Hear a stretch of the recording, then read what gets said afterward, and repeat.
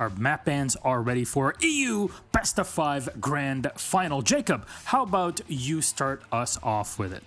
All right, well, what we're looking at is a rogue ban tendency that's been brought out mostly from this tournament in particular. We can look a little bit from what they did in EUL Stage 1, but we want to pay a little bit more attention to what they've done so far through this bracket because they've played more maps than anyone else here thus far because all their series have been 2-1. So, no Villa, no Chalet. When it comes to this format, we do go into ban and then pick immediately afterwards to a point where there will be one map left all the way at the end. That's the one that WYLDE technically claim as their auto win, so to speak.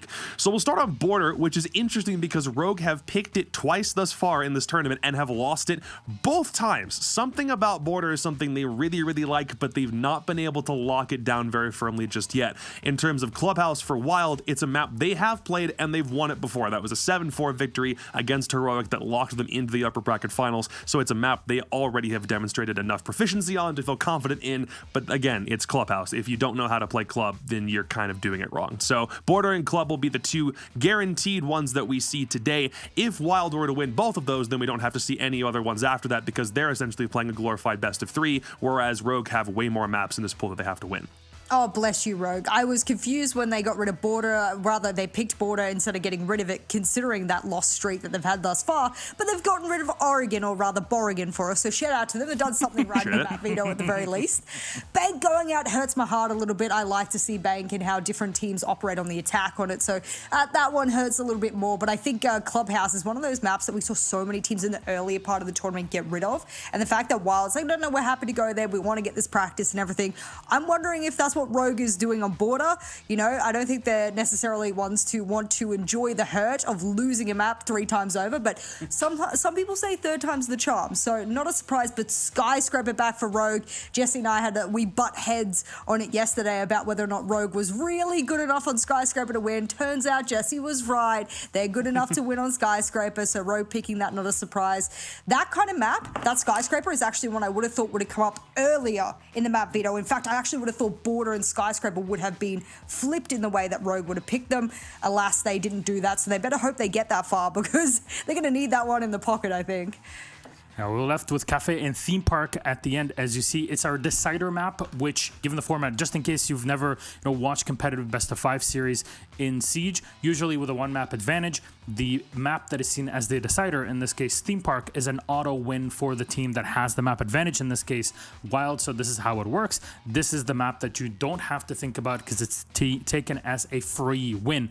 And of course, you can use that to your advantage in the pick ban phase because then, well, you can say, okay, there's a map that we're usually weak on and we can just take it out and take it as a free win. It's a very smart thing to do here. But let's focus our attention on map 1, Clubhouse. You said, Jacob, that if you don't know how to play Clubhouse at this level, then you're skipping ahead. Are you in the future, Frendo? No. Really, yeah. You're just like, hey, this man's like Border. You're the guy that puts a vinyl record on his record player and skips to track 2 immediately.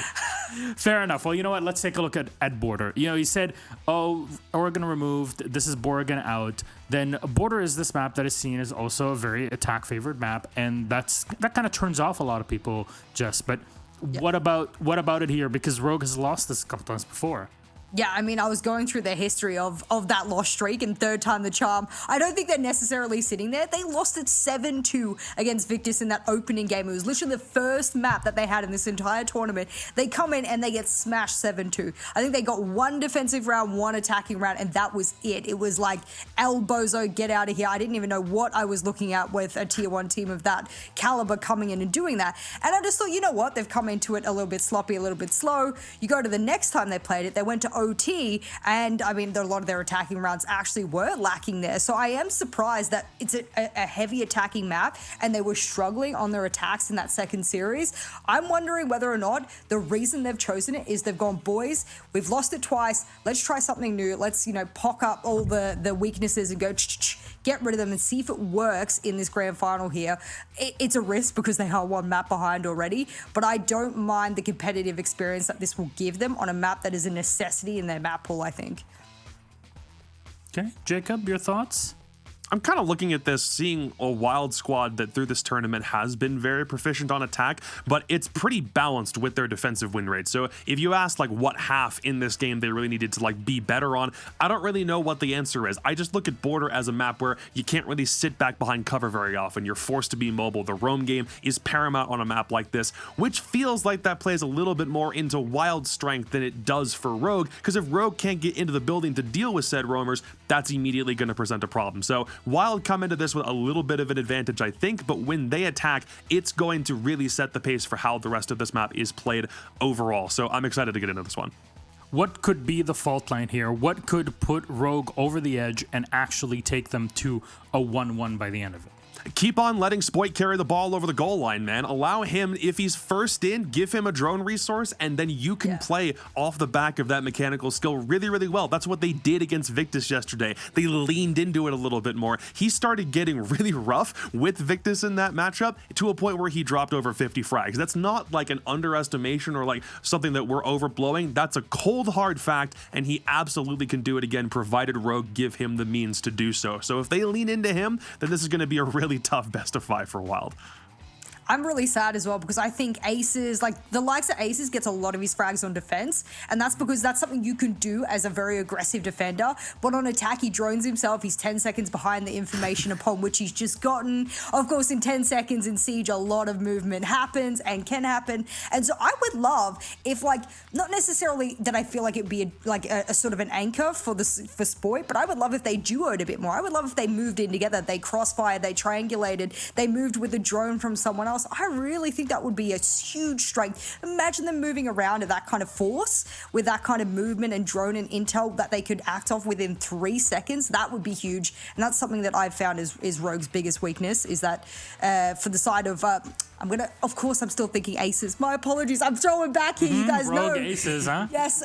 Every time I keep thinking of it. No, I want Spoit to have his buddy with him on the side of Rogue because Ace is not with them anymore. So, of course, on the other side, Aces will be the one that's going to be collecting them. I just think that that's something that Rogue does. Solo stuff. Crying. How many times have we seen him do solo things as well on the Yana?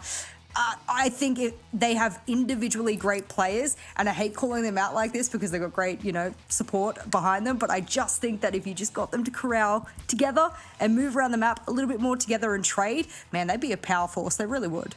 All right, well. It's time for us to get into game. Our best of 5. Already one map advantage for Wild. Can Rogue bring this one back on map 1? Let's toss it to our casters. It's Des and Ace. Enjoy.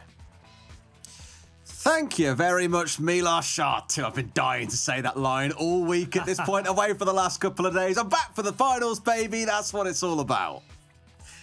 And what a day it's going to be, Des. We've got 2 absolute crackers lined up ahead of us. We've got the EU final, and then if that's not enough spice, we're going to move on and we'll do the LATAM final as well. There's no stopping us today, but it is Rogue and Wild. 2 of the best teams that we've seen, I think, so far. Fair position in the finals for them. Wild have looked really solid. Border, I'm a little bit concerned about for Rogue. I think, going back to your point a second ago about the 2 teams we've got here as well, I do want to give a shout out to Victus at the same time. Heroic kind of bottomed out pretty quick, but the other 3 teams have really put on a show throughout this tournament over the last 4 days, and I think although these 2 are the ones we've got here, Victus definitely deserve that nod. But for these 2, this is where that lion's share of the charity prize pool comes into play. Border is that first one, as you say, Tim, and looking at Rogue's history, again, played it twice, lost it twice, not had the best attacking record on it, given it's a very attacker-leaning map at the moment. I, too, am a little bit nervous. That was exactly the big problem for them yesterday, was they just couldn't win an attack. They ended up managing to get 2, but they just didn't look convincing with them. And so I think, if Wild can come out here with a strong attacking half to begin with, Rogue are going to be sweating, as will Rogue fans, I think, at that point, because you could well be staring down the barrel of a very quick 2-0. We've got to remember that Wild, being the upper bracket winners in this tournament, come in with a map advantage. So this first game on Border is absolutely critical. And to see it go to this map, a little bit of a surprise. I thought Rogue might have tried to steer it somewhere else, but as the analyst team said, they may just want as much play time as they can get. You know, we have to remember, whilst yes, there is a lot on the line in terms of that charity money, you know, they are also thinking about EUL, thinking about the other competitions and everything, and they may just want the time on Border. We'll see if they've managed to, you know, make any difference from yesterday. I mean, they've got the full Skinergy going on there to begin with, so that's got to be something, Des. It's always a solid first sign, right? And I think a big part of this competition is young Spunk over there on the left-hand side, Spoit. It's a great chance for him to get a run in. Not quite an official setting, but knowing that if you win this, you get to a LAN, it's kind of a pressurized game still, knowing that it can still mean a lot to you as a team to get through to that LAN environment as we get towards the back end of the year, more deeper into the summer. So this game still has high stakes, and I'm very keen to see how he shows up today. I think everyone has loved the idea of seeing Wild and Rogue face off against each other again because of Corey and Aces formerly being on Rogue, coming up against old teammates and new ones on that Rogue side is just such an exciting prospect.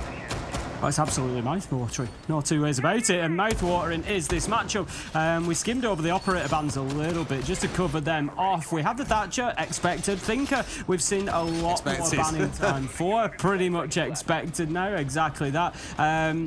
Interestingly, I'm looking to see how that affects Spoit. So Spoit played a lot of Thinker yesterday on the attack. Did fantastically well, as we've said, over 50 kills. Rogue, I think they need to show that they've got players who are going to step up and get those kills if Spoit doesn't, because, you know, we can't rely on him getting 50 plus kills every best of 3 series. He's good, but it's not going to happen. You know, that's just the reality of it. So we need somebody else. We need Cryin, we need Leon, we need Kanto, Deepak, any of them to be stepping up and saying, right, I'm that second line. I'm the one who's going to back him up, because otherwise Spoit, you know, and this is no comment on him, but he'll probably end up breaking under the pressure if he's the only one. You know, if you're the one, there's so much pressure on you to do that game in, game out, that it becomes a bit of an issue. We've seen that before. So, you know, hopefully somebody else steps up today, has a big day, and it just allows him that freedom as well. Absolutely. I'm really excited about this comp coming out of WYLDE, by the way, Tim. I think having so many different spokes to your wheel, as it were. I'm looking at the Dakabi, the Nock, the Ying, everything just trying to line on their way, and already one of those spokes has been snapped off like a twig being caught in a bicycle wheel. It's Jay being taken out on the Nook. Now, it's not without response. The mirror going down on the other side does take that C4 away from the side of Rogue and removes a pretty critical anchor as Aces steps up with the second in the round as well. Good start with the Spoit. Here he comes, Tim, unleashed as always. 2 kills come falling flying back the other way. Ace is going to make it his only third in the round as well. So 2 players, one for either side, really starting to fly in this round before Kanto. Oh, my man, that's not the time to be doing it. Down goes Deepak. Giesler and Aces left in a 2 versus 1, sorry, as the plant is going down. I mean, I'm sorry to do this to you, Kanto. There goes the plant. Giesler, he'll get that one down, and this is going to be very difficult with Kanto on about 30 health. But Kanto's got form, Des. He managed to team kill Spoit on Border yesterday. It's not going well for him on this map, and it continues. Ace is coming out with a big round there. Corey recognising that, and that was a good one for WYLDE. They're going to kick things off with that first round win. Beautiful stuff. I mean, a lot of it really came down to Aces that round. I think it was it a 4K at the end? I'm pretty sure it was, because Giesler was the one getting the plant down. But again, a huge first round statement. Like Corey said, it's the revenge tour. We said it in the kind of pre-start of that round. We said this could be a thing that comes in, and already you're starting to see it fly.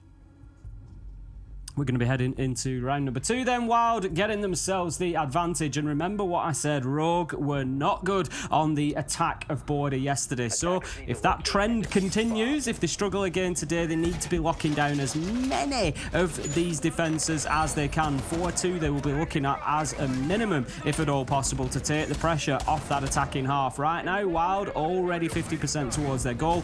They're going to be looking for a 4-2 as well. This first half is going to be hotly contested because, as you quite rightly said, Des, we expect the attackers to do well on Border at the minute. That's how it's playing. So WYLDE again will be looking for the advantage going in, but Rogue, they're not going to want to have to rely on the attack after yesterday's performance. So WYLDE, a good start for them. Also the primary site that they managed to get locked down as well. Armory sorted, and they're going to move on to attacking Bathroom and Tellers this time as Rogue switch up the site.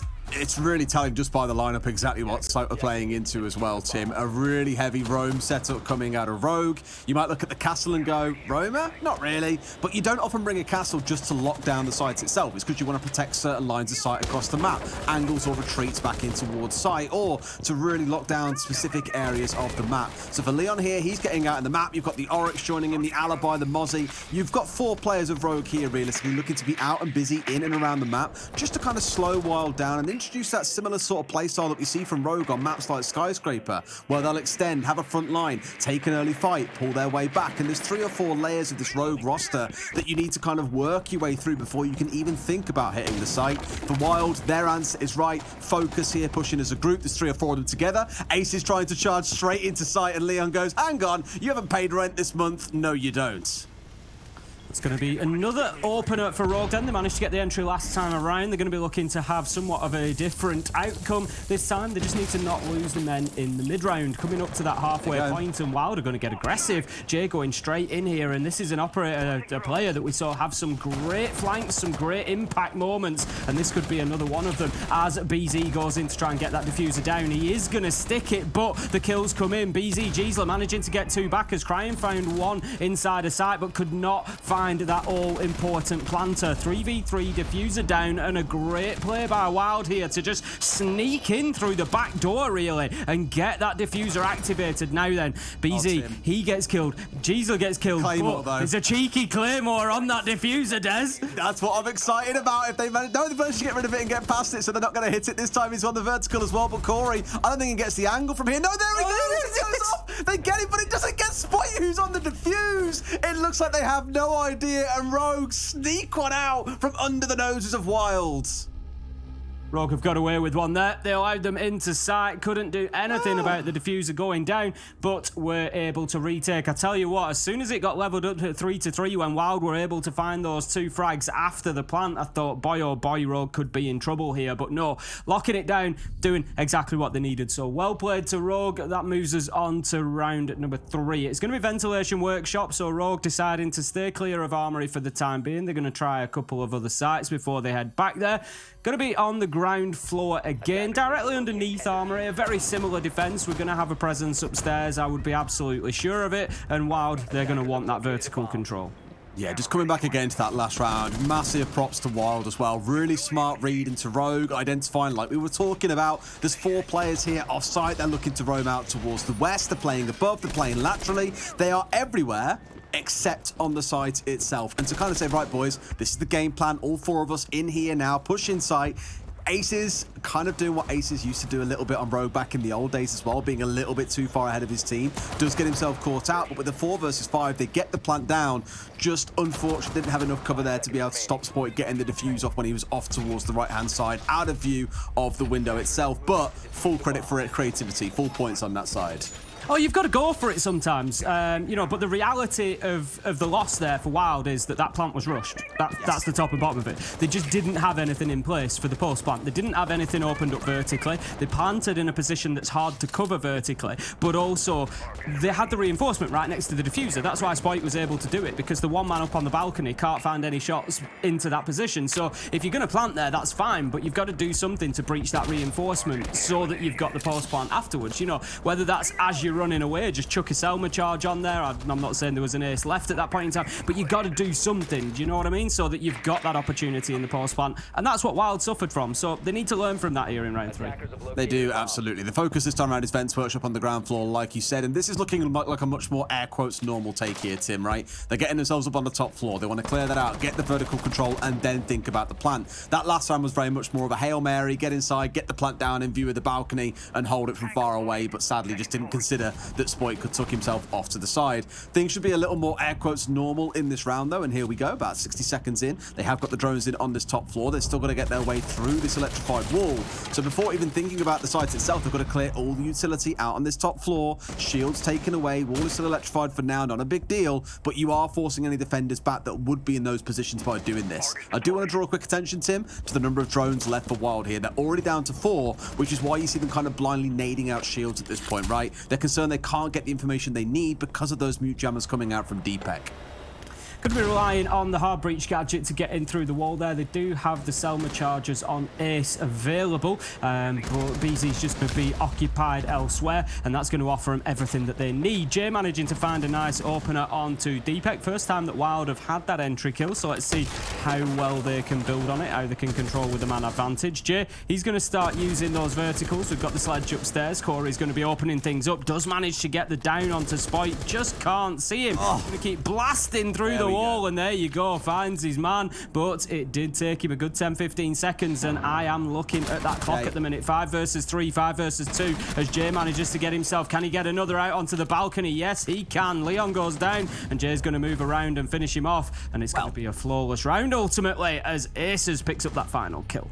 Yeah, again, I spoke about those drones at about the 1 minute 45 mark being down to 3 or 4.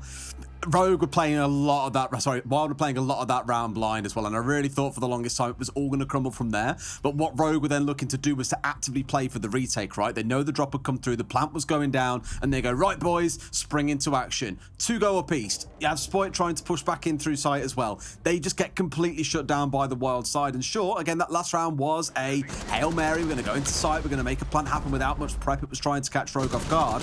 Where they're taking their time and assembled a really good attack here, Rogue have struggled to be able to get back inside, just not respecting the vertical angles, for example, or not anticipating Jay being on the double door, lay down like he is here, and it was just a really beautiful closeout by Wild there.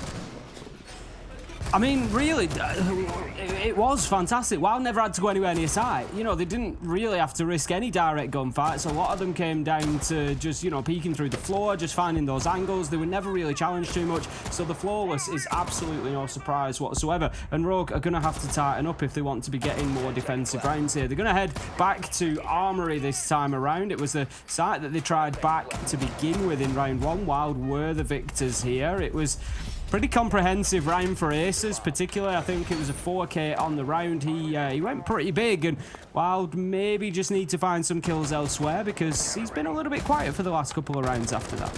Yeah, I think he had that 1 round flourish, right? Really showed what he was about, and he even joked in chat himself and was like, right, that's it now. We'll finish 1-7. You guys are going to win, but absolutely worth just for that 1 round of showing what I can do still. But no, they have got that second one on the board, and they're still keeping things going, as you would probably expect on the attacking side of Border. Righty, let's see what they can do then. Again, that's our first quarter kind of done, so you might get that full 3-side rotation again now, where for Wild to end at 4-2, beautiful half, 0 complaints. Rogue, though, they'll want to set things right. The 1 round they did win was off the back of that cheeky little disable of the diffuser there, despite there still being 1 man left alive on the other side. They should have won that round regardless. It was a 1 versus 3, but Rogue haven't really yet found themselves a convincing round as Corey is about to meet in the head. No way! Leon not quite able to find him first. Corey seeing him. That's the kind of perspective of angles closest to corners really working in action there, and Corey picking up a freebie.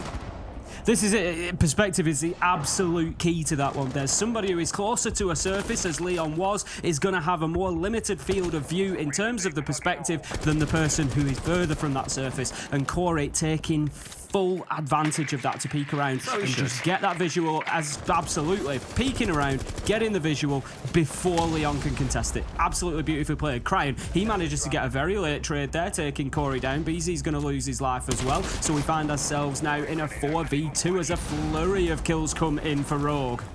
That's the problem, right? You find the entry, things start going well, but it only takes a couple of kills to come back the other way before the whole thing is falling apart. It's now down to Jay and Giza to pull this one back. 1 outside in one to their right, in Sandwich. They've got 1 across in security. It's looking rough, but Giza might have found his man here. Pushes in, but no! Deepek wins on the swing. He goes from getting 0 kills across the whole game to finding 2 in the same round. Rogue picking up round 4 in a much more decisive fashion than what they did the other round they'd already won. A lot of work going on around Office and Fountain there from Rogue, just able to keep Wild out of the top floor. And me and Fresh spoke about it yesterday, we've said it about this map before, is as the attackers, if you can be prevented from getting into the building, it's very, very difficult to win rounds, which obviously it's going to be. But the defenders getting right up to the lines of entry there, right on that breach as you saw, not allowing them in from east stairs, not allowing them in from the balcony in towards CCTV directly into sight. Absolutely terrifyingly difficult for WYLDE to get a foot in the building there. Very, very tricky, and Rogue playing it perfectly. They're going to be heading now round 5 down to bathroom and tellers once again. If you remember last time, it was WYLDE getting in through the window, cheeky plant inside. I don't think we're going to see that again. They'll have learnt the lesson. They need more top floor control if they want to hold on to a plant. It is an identical setup coming out of Rogue, though, in terms of their operator lineup. Literally nothing has changed from what we saw before. The castle barricade that you saw on the right-hand window inside of site itself is also identical. So not a lot has really changed in terms of their setup, even down to this rotation coming out from Leon. I think that's just Rogue saying and acknowledging, right, last time round, boys, we stepped up. We found one, Leon got the kill onto Aces and assumed nothing else was going to follow, only for 4 players to all pile in on that side of the map. So I think this time round, you'll see Rogue being a lot more cautious. They'll be paying more attention to the verticals until they get confirmation while they're trying to go through the top floor first.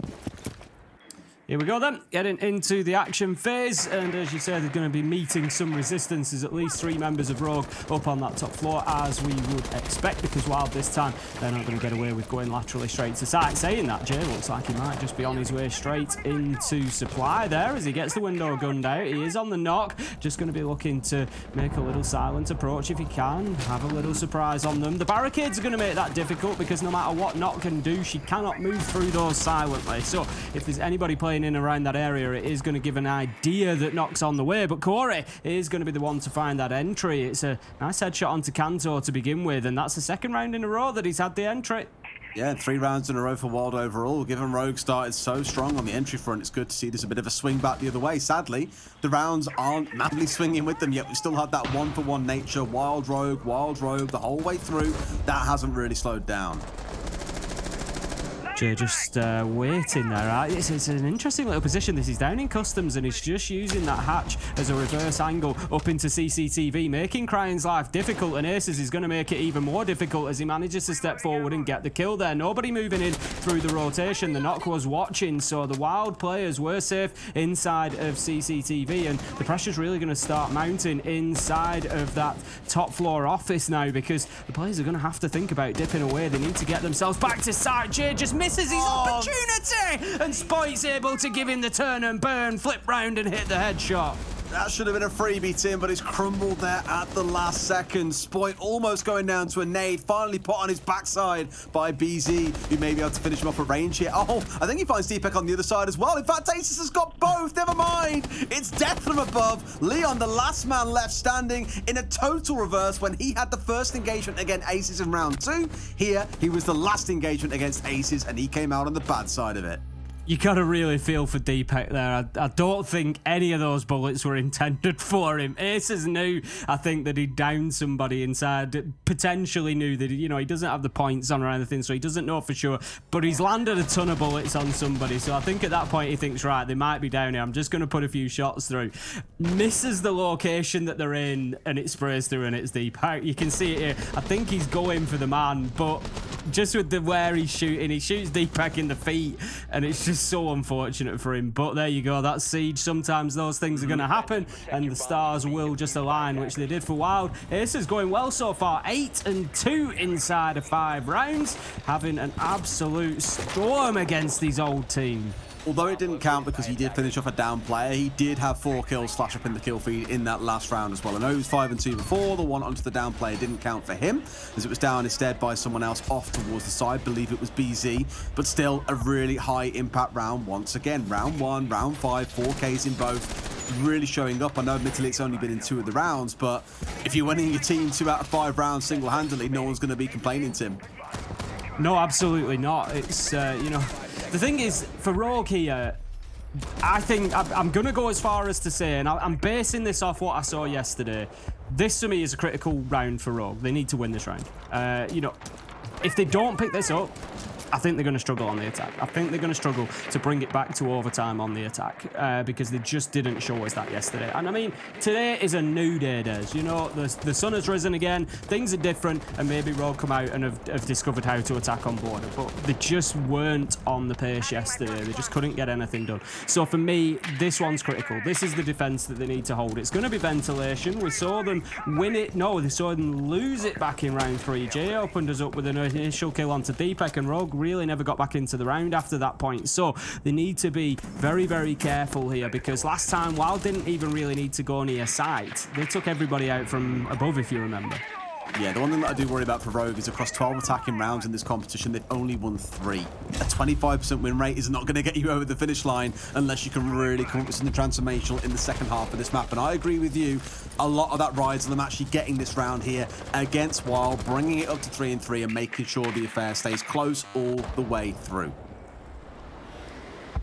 WYLDE still looking to get themselves into the building really here, and this is what we've spoken about. If Rogue can continue this and make it difficult for them, meet them at the entrances, don't allow them inside, keep them out, keep them limited information, get those drones taken down, there's only 4 left, then it might just be something that Rogue can hold on to this time around. We're going to have Jay creeping around, he gets himself the opener again, this time onto Cryan. If he finds a second, no, Deepak, you gotta respond there. This must have been a call that he was pushing him from Fountain to Archives, and Deepak gets caught out, just stood stock still, taken down, and WYLDE have got a big advantage now.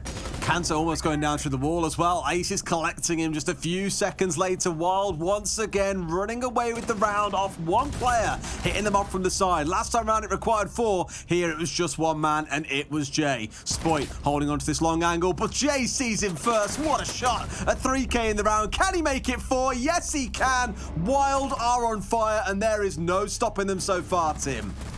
Absolutely not. 4-2 in the half. Advantage WYLDE. They've come in and shown that they can attack on border, and now it's Rogue's turn. History would suggest otherwise, but who knows? Maybe Rogue will have turned things around and will be able to put on a better performance this time around. It's going to be heading into round number 7, and I mean, Jay's impressed me so far. I know we've been speaking about aces and his kills. Jay's sort of slowly creeping up there, but the impact that Jay's having at the minute is in the beginning of the rounds. He's going in there, he's getting the entry kills, he's kicking things off for WYLDE, he's giving them some great foundations. The thing is, Tim, thinking about it back on day 1, I've been away for the last 2 days. I haven't had a chance to even watch the games. I've just been away at a nice spa weekend. But now that I'm back, we're still seeing a lot of the same stories as what we had back on day 1. Is that on WYLDE, it's not always Aces and Corey that we're talking about, which many expected we might be. You're seeing these other players really stepping into the fold as well. Think back on day 1, BZ, Clutchmaster, Giesler, exactly the same. Had so many 1v1s and 1v3s that he won against Heroic. It was absolutely nuts to see. And now you're seeing Jay stepping up as well. It goes to show this WYLDE team are really well-rounded when it comes to the individual capability of the 5 players on the team. This is looking like anything but a spa weekend for Rogue at the minute, Des. They're going to need one after WYLDE have finished with them at this rate. What we're talking, any treatments going down, Des? Did you get anything? Yeah, I had a really nice deep tissue this morning, mate. It was actually the best one I've ever had. Absolutely. You know that I've been saying for months that I need to sort out a massage. Oh, mate. I'm sure everybody cares. I carry a lot of tension in my neck, my shoulders, and like, absolute nightmare for it. And I know that I am. And I keep meaning to sort one, and then you're a massage pro. Like, every time I speak to you, you seem to have been for a massage. So, you know, it reminds me every time that I need to sort one out. Tell you what I'll do. I'll bin the missus off and we'll book a weekend away together. Sounds like a perfect plan, Des. We'll get that one sorted out. And right now, Rogue are going to have to get themselves sorted out. 2-4 on the scoreboard. They find themselves behind here on border, and they've now moved on to the attack. The drones are raining in. We've got the knock coming along for Spoit. Keep an eye on that. And it's interesting as well, Des. Obviously, we've spoken about Spoit and his 50-kill series yesterday.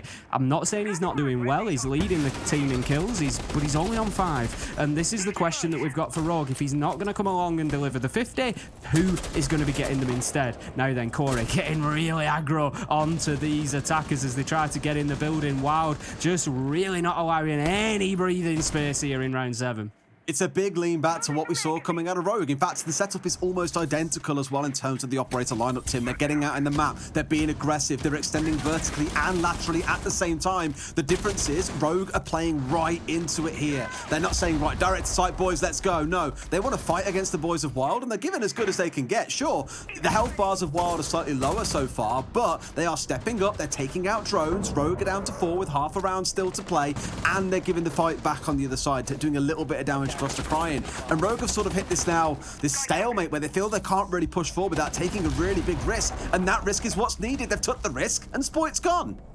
BZ picking up the opener then, and the attacking wars on border seem to continue for Rogue as Corey, he's going to find Deepak and manage to get him down. That's in CCTV. There may be the opportunity for him to be collected, but right now we're effectively in a 4 versus 3, and they need to be careful because Geezer, he's just waiting, Des. He's got jaws open, ready to pounce. I think Deepak is being collected as we speak. The push is not going to come, and he will be up onto 20 health, but Crying is low as well, and there is only 40 seconds left to go. Lots of work for Rogue to do, and not a lot of time as Aces, he steps up and is a thorn in the side again with a kill onto Kanto. Wild just look untroubled, Tim. Outside of one round, I'd say, things have not really bothered them, and it's carrying on into the defensive side. They look full of confidence out in the map, taking these gunfights and shutting members of Rogue down. Deepak and Crying are a bullet from death. Wild are going to kick themselves if they can't get this one over the finish line, but Rogue are in sight and planting. There's not enough vertical control. Wild have got a retake on their hands. Certainly do. But it's looking good as Giesler and Aces manage to get 2 kills. It's 1v3 for Deepak, manages to find the first, but let's not forget he's on low health. Giesler's down though, so it's effectively 1v1. It's all up to Corey, half health, and Deepak's able to get himself outside. This is going to be a smart play by Corey, I think. Get your man back on his feet, and then you can 2v1 this. One can cover, one can defuse. That is going to be the plan. He might just be able to long arm this, Des. If he can, this could be a real problem. There he goes. The push is going to come. Out comes the nade. It's not going to be enough. Corey's just going to keep gunning. He's going to find his man. He's checking crouch works, Des, as the disable comes in, and that is going to be the round for Wild. And you said that they looked unbothered, Des. They look moisturised. They look like they are flourishing. Aren't they just? They are in their lane. Unbothered and in my lane, mate. These guys as well. It looks like a bit panicked, I think, for a moment. Once we saw Geezer hit the deck and Aces went down, I think he went a little bit Rambo in trying to push by himself. But the 2v1 was just played absolutely perfectly. It was so critical that they won that 1 versus 1 on the upside down rappel. But I think even if he'd lost it, there wouldn't have been enough time for the Buck player to get off rappel inside the building and then challenging onto the long arm. Just again, another fantastic round being shown by Wild and Rogue, at least in map 1, are snoozing, Tim. And the big difficulty is if you lose this map, don't forget, Wild have come in with a 1 map advantage. They came from the upper bracket, they get the 1 map advantage, they win this one, they're 2-0 up. They're 1 round away from land, Tim, and 1 round away from, 1 map away from first place. What a weekend of siege that'll have been for them. This is, this was the big question with Rogue going to border to begin with, allowing this situation to occur, because I don't know. You look at it and you could say, well, they should have first banned border in that case, but not necessarily. Obviously there's other thoughts, processes that go into it with that first ban pick, but ultimately by heading to border to begin with, they've just allowed a problem here because Wild are starting to run all over them. They're now deep in a mental problem. They're 5-2 down. They're on the attack of a map that they struggled to attack yesterday, and it looks like that's continuing. There was just, like you say, yes, they managed to get the diffuser down, but never in a significant way. It was smart play by Wild. 1v2, Corey picks his man up. 1v1 effectively, picks his man up. And that is what enables them to do that, because otherwise, if it's 1v1, he maybe can't go for the disable like he does. So Wild are playing very, very well at the minute, and Rogue, they're on the back foot, and they're going to be looking at a reverse sweep. That's the reality. They lose this, It's 2-0 down. It's a full reverse sweep that they need. I think many look at Corey's C4 a second ago to jail, by the way, and just think, what the hell was that C4 all about? I think what his assumption was right, wall's been opened up by the Buck. They're going to be standing on drone just to the side of it. A C4 coming out might net you an easy freebie. They'd already moved off. They were on the rappel, but it wasn't a bad idea because it could have got them a free kill. Instead, it's Rogue walking away with the opener here, by the way. They've got 4 claymores in back pocket. 1's out on the field, 3 more still to place down. We spoke about this in place of, say, a Nomad historically, and supported by the Zero, which we know Leon absolutely loves running on maps like Bank. It's no surprise to see them also bringing it along to border. We've also mentioned it, when we look at what Wild are doing right here. Spoit has been frustrated. He's not been allowed to play the ultra-mobile game that we saw from him against Victus yesterday. He was all over the map. He was up and down hatches. He was, retaking top floors, bottom floors. He was just everywhere, and he was causing a nuisance of himself. And that is something that Wild have just really restricted and limited very, very well. And as we can see, there's nobody else on the side of Rogue really stepping up and putting the big numbers up in his place. Crying Ryan's going okay on 6, but still, it's not significant enough to cause WYLDE a massive problem. It sounds bad, but even with that 6 kills, that 6-6 scoreline on side for Crying, I still feel like he's been invisible this game. Most of Rogue have, to be completely honest with you. No one really, grabbing the game by the scruff of the horns and going, let's go for it now and really run through. No one yet has done that, and that's what we're waiting to see come online. But I feel it might be too little too late at this point. I know WYLDE are down 2 members and Rogue should be able to find this round. However, there's 2 of them out towards jail here, so it's quite literally starting to look like a jail, Tim, as they're being held in there by BZ on the further side. Now moving himself back away. Geezer's on the ready, sees the man coming through. It's the Buck. Leon is coming up in a 1 versus 1, which Leon walks away as the winner. A 5 versus 2 for Rogue. This round is all but done and dusted. It's certainly looking much better for them this time out. They've managed to get on top of WYLDE. They've found the kills where they've had the opportunities, and it's going to be flawless. Rogue needed that at this point. It was essential for them to be locking that one out. It was, yeah, a much better round overall, I think, as well, and not really much to say in terms of the way the strategical play behind it. I think just once those first 2 kills came through, Rogue could afford to slow things down a little bit, collect the information, play off the drones. They didn't go in trying to swing onto BZ inside a supply, for example. Inside of customs. They just said, right, okay, cool, let's let him take the firefight. Right, Corey, come over. Let's get some more... Not Corey, sorry. I keep thinking about the wrong teammates here. The more like, guys, come over, give us the support, pinch it on this guy who's left alone, close down him, get him finished off, and move the round forwards from there. So not panicking, not feeling they really have to put the foot on the gas just because they got a couple of kills. Rogue playing it quite clinically and rightly so, getting a flawless round off the back of it.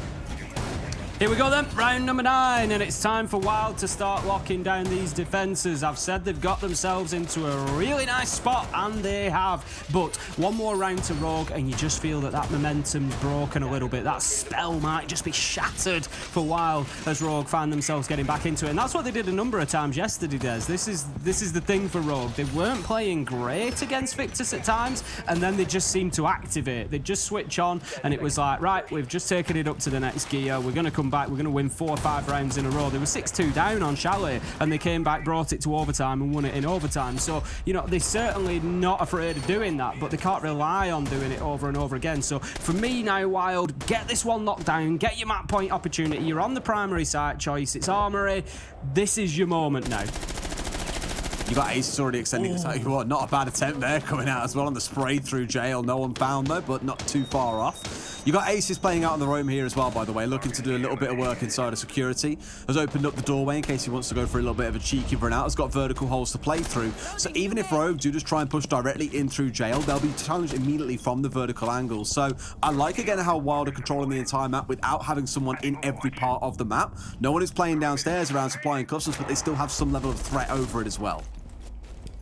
This is just going to be playing in and around Customs Hatch for the time being. He's up in CCTV, but he's looking to hold that angle. Needs to be careful because Kanto has got a long angle through from Passport that's going to be looking up there at the minute. So just needs to be careful on exactly where he is, crying with a beautiful kill. And just using that yellow ping information to smash him down through the barricade. And that's going to be a good entry for Rogue. Unfortunate, because I know Ace is being so mobile for the most part. Crying, LMG go brrrr, all the way through Geezer as he came up onto 90 as well. WYLDE crumbling in these last 2 rounds because Rogue, once again, are in a 5 versus 3, Tim. And I mean, I think Crying might have heard us. We said that the kills hadn't maybe been significant enough, and then he steps up with a big double. Can't find the third though, as Jay is going to slay and put him down with a headshot. That brings us back to a 3v4 now as WYLDE. They keep themselves fighting in this. Trading on the defense is something that they could improve upon so far. They need to be having an impact when they are losing players, but as it is, they've not got themselves too far behind. Jay, he's looking to have a further impact here, but he needs to be careful because he's dealing with 2. There goes the first, and there goes the kill. Not going to find either as Spike manages to shut him down on the Iana, leaving us now 4v2 coming into the final minute. No site control at the minute for Rogue, but they certainly have the manpower to get this done. I get it for Jay there. He really wanted to make an impact to try and bring the round back in favour for his team, but couldn't quite do it. BZ might be on his way to do exactly the same. Once Crime was gone, all control of that side of the map was gone, and Leon now looking to step his way forwards, step into the shoes of where Crime once stood and see what he can find on the way through. It's still a big 2 versus 3 for WYLDE to pull off, but Tim, that 6th man, the clock is on their side. We're going towards that last 25 seconds. Corey must know that they're all starting to line up here. It's going to be literally this pixel angle to determine what happens happens next? Sees Kanto. Can't quite land the headshot. Kanto down to about 60. He's going through the soft way. wall, he finds one. He evens it up, Desert 2v2. Corey finding Spoit. And now Rogue, 10 seconds to go. They've got to make this happen. Leon goes for the plan, but absolutely not, say Corey and BZ. Shut them down, shut down the round, and get themselves that map point opportunity. What a round from Wild. Massive 2v3, and I think Rogue were just being super cautious there as well. You know that Wild have been really enjoying getting out on the map and being aggressive. You're never quite 100% sure of exactly where they're sat. I touched on the drones, I touched on the clock. All these things slowly starting to work against Rogue as time went by. Jay arguably a little over aggressive in his roam on the downstairs, with no doubt ran over a couple of drones on his way through. But at the end of the day, Corey and BZ just able to pull off a mega 2 versus 3, and instead of this being a 5 versus 4 where suddenly Rogue have a look back in, now it's Wild at 6 and 3. We need 3 straight rounds from Rogue if this is even going to see overtime. BZ is becoming one of those players, Des. We cast back on day 1, we cast Wild against Heroic. We picked up on it a couple of times. He had those clutch moments. You just feel like if he's still on the board, on the defense, the round is not done. You know, much like Souls for FaZe, much like Breeder for BDS, and, you know, those are lofty heights for him to aspire to, but right now, I'm getting the same sort of feeling. I look at the line, I think, right, okay, 3v4, but you've still got BZ. 2v3, still got BZ, though, and he starts getting those kills. He picked up 2 in that clutch situation there, an important one onto the breached wall that just allowed then Corey to focus completely on the fountain and off his side, and he's playing fantastically well. He might not have big numbers to show for it consistently necessarily, but every one of his kills tends to really count for something. It's like we were saying earlier on, look, Corey and Aces, it kind of goes without saying. You can say a lot about those boys based on their history in Rogue and, you know, their time in Pro anyway. Whereas these other 3 players really are starting to do work. Geezer's had a quiet game admittedly, but we spoke about Jay endlessly and just how aggressive he is in getting out in the map and greeting Rogue on their entry into the building. Crying here might be able to find himself a freebie though, bearing in mind he's got that LMG. He can just spray for days through this wall if so desired. And there we go. Out it comes, and no, it's Crying getting swung on instead, but not going to get finished off. Too scared to go for the repeat there. Aces knows that his days are numbered if he tries to go for that kill.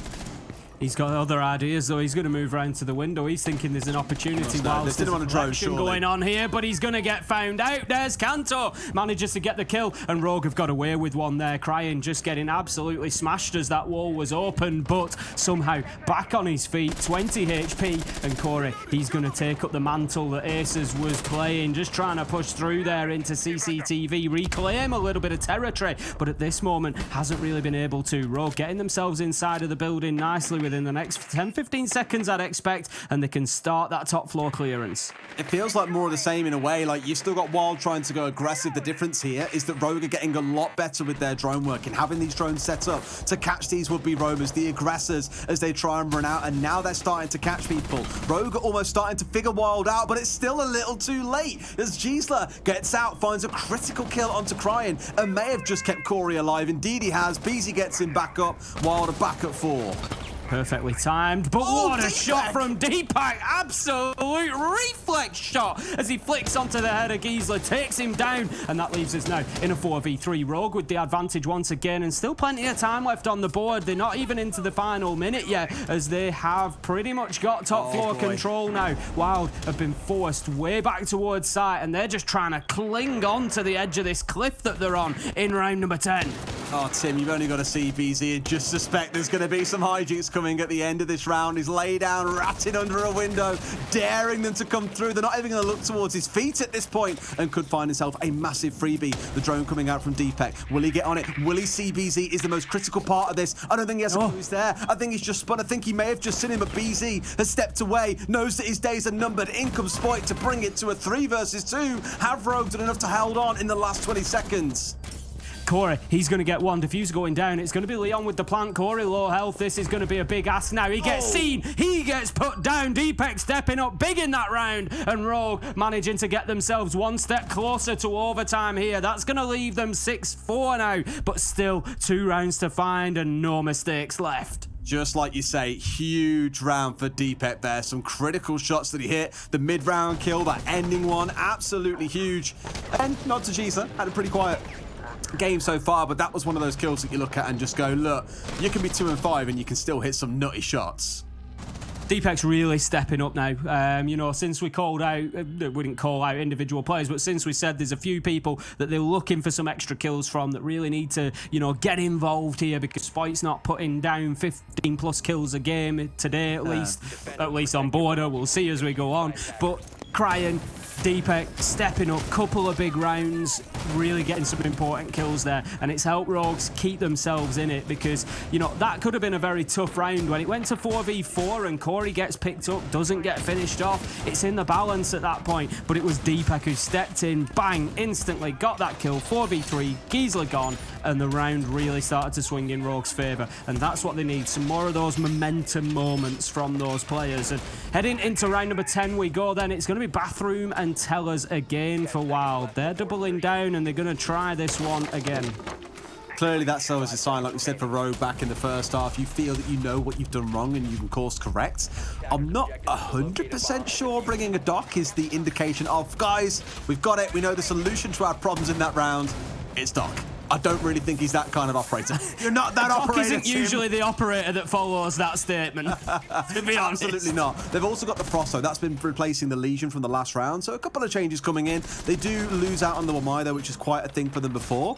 I think probably because they acknowledge, look, where WYLDE were running 8 frag nades in a good few of the rounds in the first half, Rogue have only really ran 4 throughout, so do you really need the Wamai? They feel they can do without, knowing that those nades will likely be committed in towards getting rid of the 2 shields. If there's bulletproof cameras, which there aren't in this round, that's what they think they're going to be engineered towards. They feel quite safe going without any ADSs or anti-nade utility. Look how quickly Rogue are pushing in here. I love what I'm seeing. This is much more of what we saw from Spite yesterday, was having a drone at his feet, going in, feeding information and enabling him to get kills. Kanto's gone with him and he's going to pick up the opener onto Jay. And honestly, I think this is what we need to see from Rogue. Getting in there, getting aggressive, and stop letting WYLDE have all that respect. Stop letting them have that breathing space. Get right up in their faces. That was within the first 40 seconds that they were in a position to start challenging. Great play from them. Gets them the man advantage. Now they need to start working towards site, and that's what Kanto's going to look to do. Opening up those soft walls and just giving Spite that access to push in and potentially get onto that boundary. It's like I said before, Tim, it just feels like Rogue has started to figure WYLDE out now. Think about last time they attacked on this site, and not so much in the last round. Back in round 7, they were held up at every possible avenue by WYLDE, who were out on the roam. They couldn't push their way through. They were losing men. Spoit was the first one to go down in the first challenge, for example, and they just looked stuck, and it's no real big surprise that WYLDE came out on top in that round. But in the previous round and in this one, the drone players are a lot better. They're figuring out exactly what it is they're going to be doing for. They're picking up members who are running into them. It's almost like saying, look, you guys are playing hyper aggressive and going crazy. We'll just sit back, we'll hold angles and let you come into us. And now Cryan's here with 2 massive kills again, because aces can't sit still. It's a 5 versus 2. It's a 5 versus 1. Yet again, WYLDE are crumbling, and Rogue, again, it feels they have cracked the puzzle that is this WYLDE side strat. It's just Rogue activating in the final 3 or 4 rounds. Once again, we saw it map after map yesterday, and it was just enough to get them the win. And you look at it today and think, you know, is that going to be the same? Are we going to have more of that? WYLDE have been reeled back into 6-5 now. They've had a couple of map point opportunities. This, for me, was a great kill from Cryan. So there was 2 things that happened there. He sent in the stun grenade onto the stairs. It didn't activate. He was doing that to see if anybody was playing on the stairs. But obviously, Corey on the dock was just further down, so it didn't activate it. So Cryan thinks, right, it's okay to push in. But as he did that, you'd noticed there was a Twitch drone buzzed up to the top of the stairs as well. So I don't know whether the call had maybe come from the Twitch drone that the dock was going to be pushing up, whether that was just all a very clever ruse for them to make Corey think, oh, they've missed me. I don't know what exactly has happened there, or whether Cryan has just thought there's nobody there, he's gone to push in, and then he's just reacted fantastically. But either way, it's a big brain play, and it's got the job done, and Cryan's had an absolute belter of a round again. A few players on Rogue starting to make themselves known, looking especially at Deepak and Cryan. 10 kills now, both in double digits on the other side. It's very much that balanced team effort outside of Gisela, who's currently sat on 3. But Tim, I do want to touch on this site that we're going into here. Last time we saw it was in round 9. It's the only time we've seen it in this entire half, and that was that incredible 2 versus 3 comeback for WYLDE. So Rogue, they still had the run of the show. They felt like they were the ones who really, were in control of the round despite being down a man. It was Rogue pushing in his 3. They weren't 100% sure where these last 2 Wild players were, and they just ran into the meat grinder. So in this round, hopefully with the composure and the momentum that we've seen Rogue develop over the last 2 rounds, they can roll into this round with some confidence and get us through to overtime. Deepak's still going to be circling the building. There's no droning going on at the minute. As I say that, Leon hops onto the drone, so there's going to be limited information coming in for Rogue. To say we're in the first 30 seconds, they're just going to be posturing, getting themselves in position, and then we'll see a little bit more coming in. Leon's doing some serious work on the intel side of things. He's going to be feeding that back into his team. And the thing is, whilst WYLDE allow him to do that, i.e. they haven't shot out his drone, he's going to continue doing it. He's going to sit there just feeding that information back in. Now, Cryan, he has a little look as well. He's just going to be pinging out the positions of players inside of sight, while Deepak holds a long angle, just hoping to maybe pick somebody up as they go to barricade that sandwich window, or maybe just move past it, but he's not going to have any joy. It's Spoit, however, who's going to find aces, and that's the angle that we saw getting watched previously, watching the rotation in CCTV from the hatch underneath, and the trap has finally been sprung. I mean, are we at all surprised? Even with Deepak sat outside the building for, 30-odd seconds, it's just saying, hey, why should I go aggressive onto you? And I know you're very likely to, at some point, poke your head out a window, play that aggressive style, and maybe now WYLDE are even starting to doubt themselves ever so slightly. They're still moving around the map. You've still got Corey holding out towards East. You've got Giesler holding down towards 90 as well, so they are ready to contest. But Rogue, again, are just showing that composure. The only thing I'll nod towards, yet again, Tim, is the drone count being down super low. They are getting really aggressive with these drones to make sure there are no surprises, but they are paying the price in the information collection to the later stages of the round. Ace is really struggling. 3 out of the 4 last rounds, he's been the opening death, and that is not going to help WYLDE constantly being on the back foot against a Rogue team that have really found their feet here and got themselves moving. Corey, he is going to help though, managing to get a kill onto Cryan. That is going to be a better start for WYLDE as Jay manages to find the kill onto Deepak as well. That's the 2 big names, Des. They're the ones we've been shouting for the last 3 rounds, and they're off the board. WYLDE have got the opportunity. It's now or never. You take your chance, or you're going to rue it. Jay manages to find Spoit eventually. Swings and gets Kanto. It's 4v1. Giesler's down, but he will be collected. 30 seconds left to go, and Leon, he is left all alone out in the cold. Surely you're looking at Jay here and thinking a 4K to close the game would be the dream. He steps out for the swing, but Leon a little too quick on his feet here. He's got a lot to do to keep this going for Rogue, and it feels like it's all but impossible as we get into the last 20. We'll find one. Will he find the next one on Fountain to his left? He'll try for it, but Corey finds the kill. WYLDE take it 7-5. They are 1 map away from the LAN later this year. What a start from not just WYLDE, but from the matchup for the final. That was close run. Rogue just managing to fight their way back into 12. It looked unlikely, and WYLDE just had a little bit of a wobble at the end there, Des, but able to get it over the line, showing great resilience and a good round 12 to lock it down. I think, sorry, my cat's going mental down to my side. Absolutely, overall, a phenomenal game. Joys of remote casting. Honestly, she's looking at me like, please pick me up. I'm like, no, I'm trying to cast. Please leave me alone. But Jay has been the magic maker for me in that game. I know we spoke about aces in the early game, but Jay really warmed his way. Here she is. Jay really warmed his way into it, really showed up when it was required, and that's a mega first map. Admittedly, Rogue did start to figure them out, so in the next map, I think Rogue could come back fighting, but for a first map, no complaints. Absolutely. I mean, Rogue have effectively fallen foul of the same problem that they had yesterday, and that was struggling to attack on border. As we said, if they fell behind in the first half, the second was going to be difficult, and it proved a bit too much for them. Absolutely. Well, that is just the first map of the potential 4 that we have for you today in the European Grand Final. We'll go to a quick break, and when we come back, map 2 will be awaiting. See you in a few.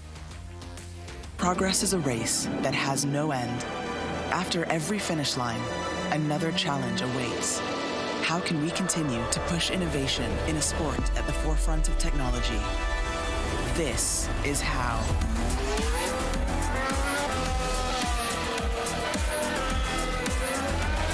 Discover how Aramco and the Aston Martin Formula One team aim to meet Formula One's sustainable fuel targets.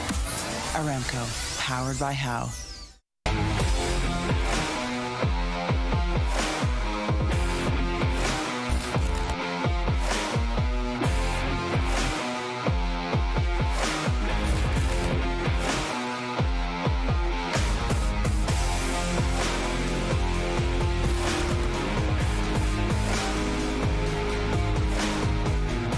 know you hate it when you have to wait to get back into the game, but the wait will end in seconds. In real life, some people don't have the option to restart. Millions of refugees and displaced people have their lives on hold, eager for a chance to move forward.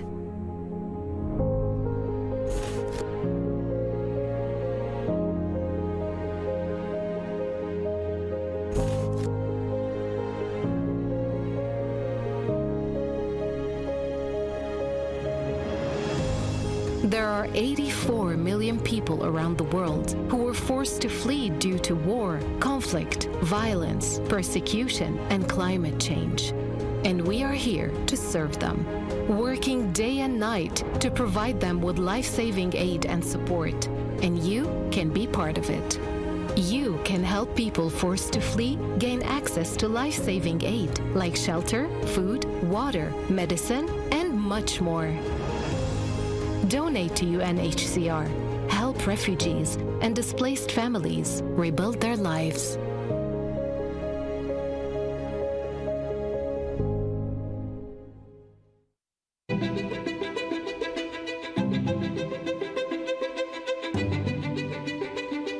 The divisions in the world are stark. Recent years have shown some of the largest natural disasters ever in history. And that really hits hardest the people who had the least to begin with. These people need help. It would be a real tragedy if all of these advances in science and health and technology only benefit people in a position to pay for them. There should be no lesser standard if you happen to be poor. These problems can be overcome.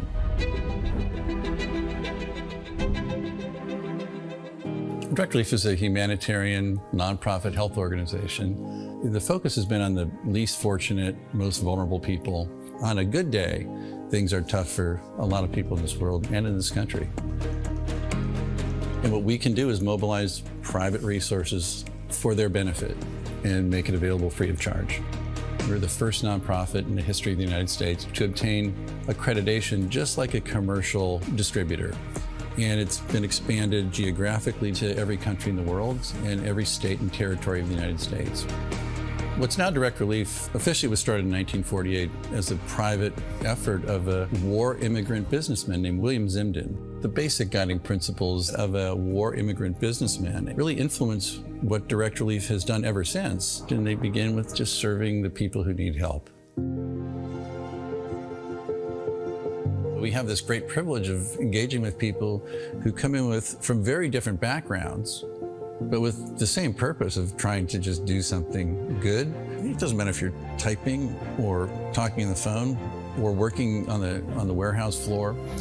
They're all part of an effort that means something bigger, and that is the fuel that kind of keeps you going. It gives you some sense that there is a way to make meaningful progress, even for a little organization that started at a kitchen table, but that's what provides motivation in life.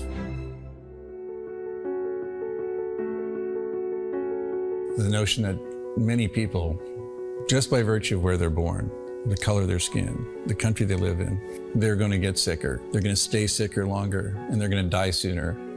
That's pretty good motivation.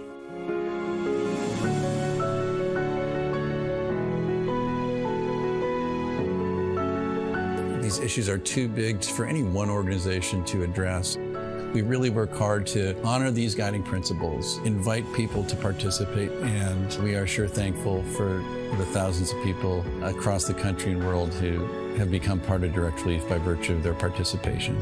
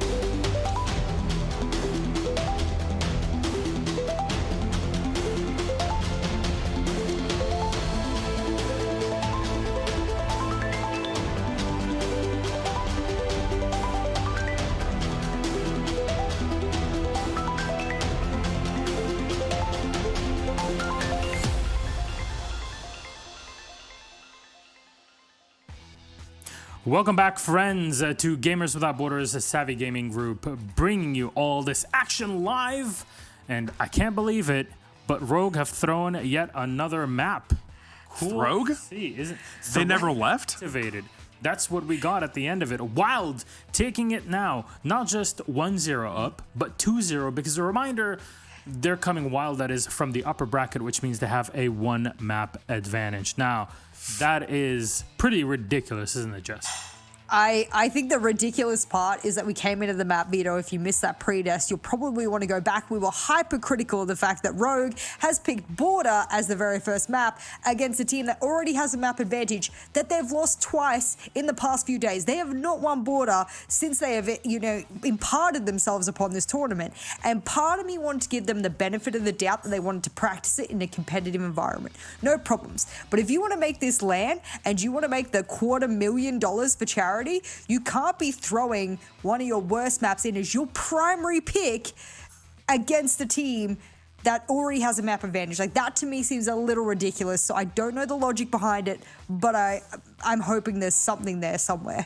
I'm not really certain what it is about this Rogue team, but it feels like they take a long time to get accustomed to new battlegrounds. No matter what map in a series it is, something about them always feels off for the first half, if nothing else. I feel like in that game against Victus, correct me if I'm wrong, Jess, it was like 4-2, 4-2, 4-2 constantly, and Rogue had to fight back a lot. That is not a problem that is without a fix. Like, Parabellum in North America is also very known for having slow starts, needing to come back into games after having like a pretty significant disadvantage, while they're taking advantage of the fact that Rogue sometimes take a little bit of a long time to get going. And Rogue have had to mount comebacks, not all of them successful, but that's been the trend over the past 2 days at minimum. And while they're doing a really good job of bursting out to early leads, using that aggression, ensuring that Rogue's game plan is thrown off early, because it means more often than not, Rogue don't really have enough of a plan to battle back.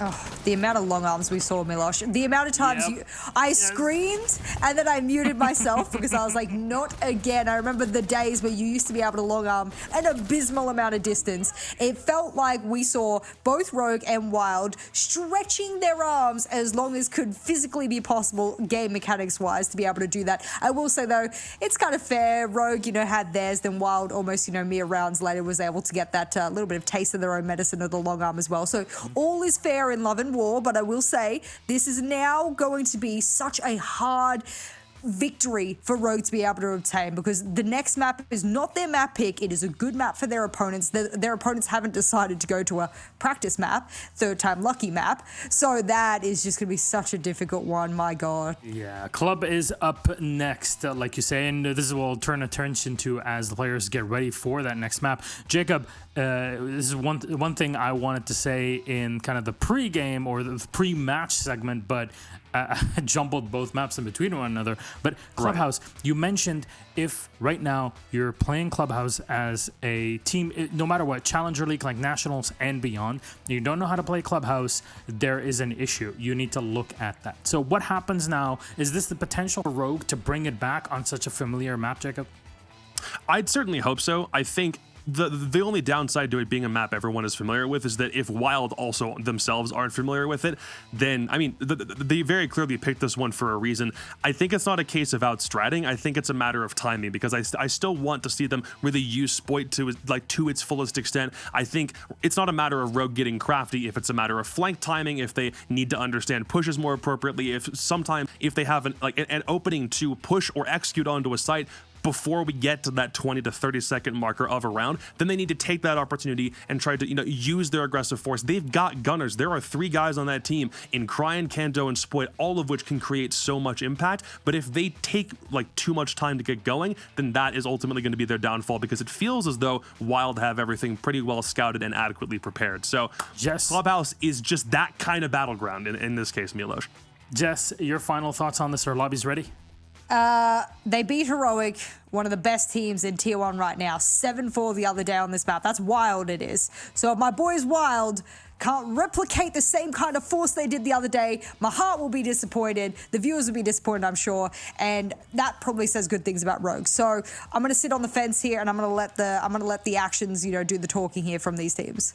Well, Jacob, Jess, thank you so very much for your input. Maybe we'll come back and end it all just there for EU, or we'll be going to our next map that is all on to Rogue v WYLDE. Casters, take it away.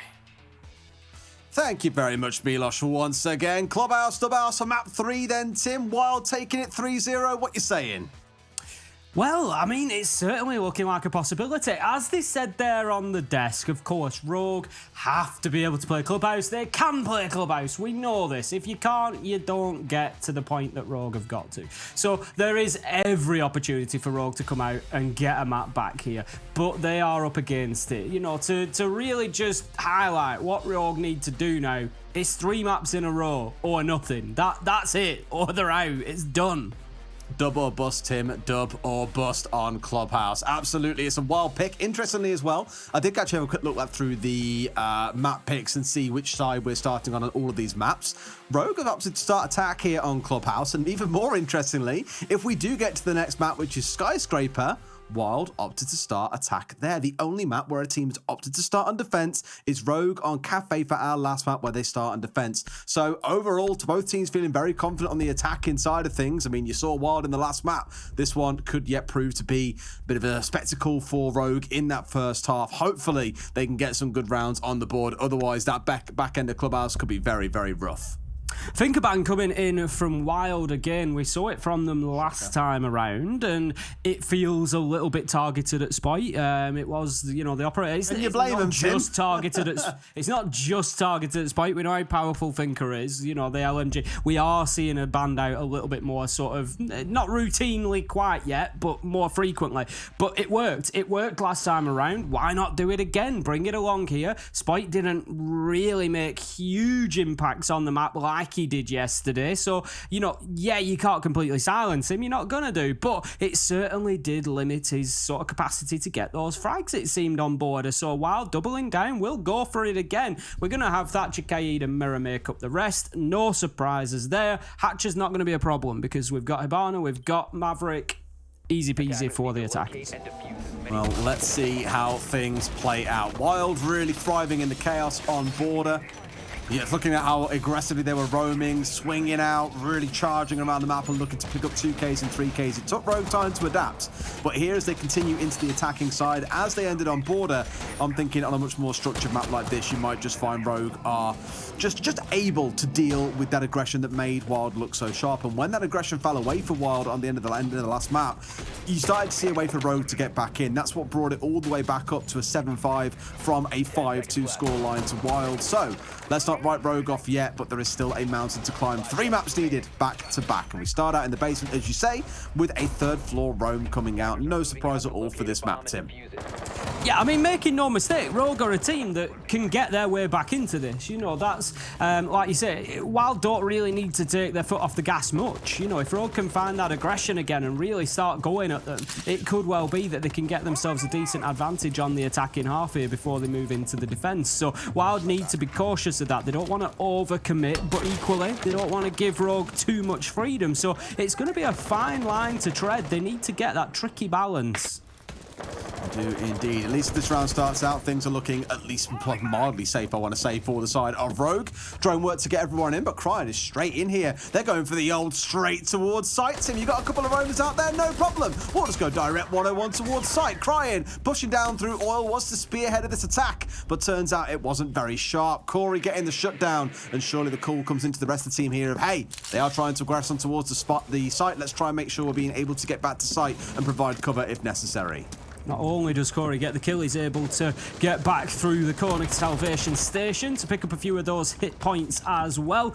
So, looking pretty good as the opener onto Cryan is done. Blue tunnel is still secure. Corey's on full health, and WYLDE are sitting pretty right now.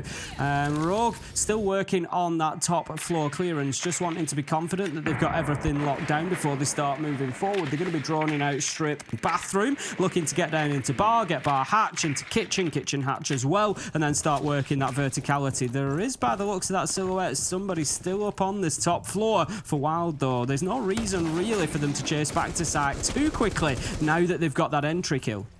Like, surely not. Surely when there's no mute on side slowing down the attackers from getting all the information they need on this top floor, there should be no way they're getting hit on the flank by anyone really on this side of Wild. By the looks of it, I think everyone is now back on site once. Yeah, I think they're on the way back. There they are.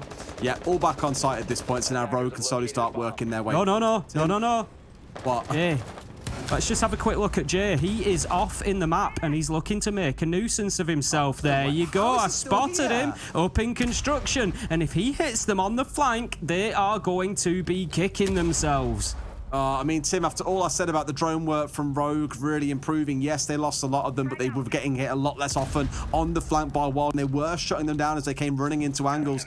They should be ready for this. They must have a drone somewhere that's more than aware of him. In this point, he's going in towards Kitchen. He can see the hatch from here, Tim, so he's going to shut down a whole part of the map as long as he stays alive. Being shot through the floor is down to about 5 HP, but it's enough to make Rogue panic as we get into the last 15 seconds. Well, that's the thing. It's just wasted so much time for them now. Rogue's got themselves established in dirt. Jay gets the kill onto Deepak Corey, and there you go. The round falls apart because Rogue's attention is split. The focus is diverted towards Jay. So then it's kind of like you've got all this forward momentum, Des. You're a train. You're rattling forward. You're coming towards that last 20 seconds, and something hits the back end of the train and just gives it a wobble. You know what I mean? So then it's got this big wobble on, but it still has to keep trying to go forward. And that's exactly what happened to Rogue there. They just couldn't keep it on the track because they knew that they had Jay behind them. They knew that they were seconds away from disaster, but they didn't have a choice with 15 seconds but to keep trying to push forward and hope that the problem didn't catch up with them. But guess what? It did. It's so bizarre. I mean, ultimately, again, there's no mute, there's no Mozzie, the sort of things that we're used to seeing when you come for a full map roam on Clubhouse. Droning through it should be absolutely no bother. At the very least, you stick the drone at someone's foot and have them follow it through the map. But Jay just left completely undisturbed around construction, gets the full run of the top floor, and ultimately is the thorn in the side that Rogue really didn't need to be dealing with in round one. So more attentiveness needed here in round two for the side of Rogue. Wild stepping across towards gym and bedroom, and unsurprisingly, Tim, Rogue has seen this a million times. This is going to be an extended hold here out towards the far east side of the map with a couple of differences. 3 mute jammers going down out towards these walls on the side to, one, deny away the drones coming through, but also to try and keep these walls closed. And there is no rotation in towards red, which we're very used to seeing. Instead, they've completely locked Cash down and no doubt want to sit in there and play for it with their lives. Yeah, that was the interesting one for me, not having that rotation to top red. You'd usually have somebody who's going to start playing on the stairs, and they're there to prevent anybody pushing up those stairs and opening the wall into the Cash side of things, or from aggressing onto that wall of Cash, whether it be through rotation or through opening it up. So that's pretty much going to be free if Rogue want to go up there and do that, but they're going to have to work around the mute jammer, but placed on the middle panel of 3, that shouldn't be any problem whatsoever given the current nerf. And so I don't know, Rogue aren't really focusing too much on that at the minute. They're looking instead to open construction wall. That's going to cut off anybody that's playing inside of Cash, so it might force them back. Logistics hatch has been opened as well. Corey is in a very dangerous position at the minute. Could find himself, there you go, thank you, Leon. He's going to get himself a kill through the soft wall, nice and easy, but they've still got the Clash to deal with. Yeah, Corey was so focused there on the hatch that he forgot about the wall being opened up behind him, where Leon, with the assistance of that drone, found him for absolute free. But now they're trying to focus on trying to get rid of Jay. The only real place they can push in through is through the single doorway itself, which Jay knows he can turn all his focus there and just keep on challenging. Here gets himself an impact coming in, I think that was, onto some of those Kairos pellets. The problem being that Deepak can go through these forever, and they've got the long angle cut off. And this is the issue. Jay has been cut. They're going to find him finished down as well. 3 kills for Rogue and half a round to play. I know who I'm backing in round 2, Tim. Oh, quite easily now. Rogue should have this tied up. It was a little bit of a strange defense coming out of Wild, I've got to say that. I'm not going to take the round away from Rogue. I'm going to follow on to say Rogue picked it apart beautifully. They saw where the problems were, they saw where the gaps were, and they've just exploited them at every opportunity. Fantastic play from Rogue. But Wild sort of offered them a couple of those opportunities. Corey led prone inside of logistics like that. I know why he didn't move, because the hatch had been opened. He recognised that the wall had been opened. He couldn't go anywhere, because if he's assuming there's somebody stood on hatch. If he moves forward, they're going to shoot him from hatch. He's completely stuck at that point. And they've just got themselves into a couple of really bad positions like that. Jay inside of Cash, without the rotation out of there was nowhere for him to go. So as soon as you hold from construction window with the wall soft as it was, Spoit just downed him as soon as he had to move around, and then it's up to Cryin to just step in and get the kill. It was just really well played by Rogue. Really dodgy setup, I think, from WYLDE, if I'm honest. It's a good read from Rogue. It's definitely the one way that I would look at it. But now we get to step across into Ye Old Faithful, one of the most well-known sites in the game. It's Cash and CC coming out for WYLDE with that his army once again being brought along for this exact reason you're seeing. This is one of those keeper barriers going down on side of the catwalk just to make sure the small exposed area that makes it very hard for you to move around, like you're seeing now for Aces, is suddenly much more supportive of you, and you can move back and forth. You can peek from behind it. You've got so many places in which you can come up, and I love that little cheeky bullet hole that you can get low down as well. That's going to catch some people off guard, I guarantee you.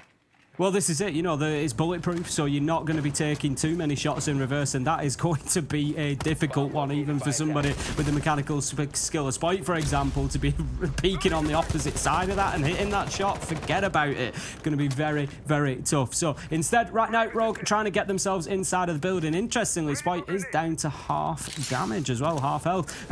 So obviously taking something along the way. He's going to be up onto the rooftop. Might just see a little bit of a split push coming in here. If he's going to move his way over to Jacuzzi side, they might try to get themselves on both sides, get the breach and move in from Master and Construction.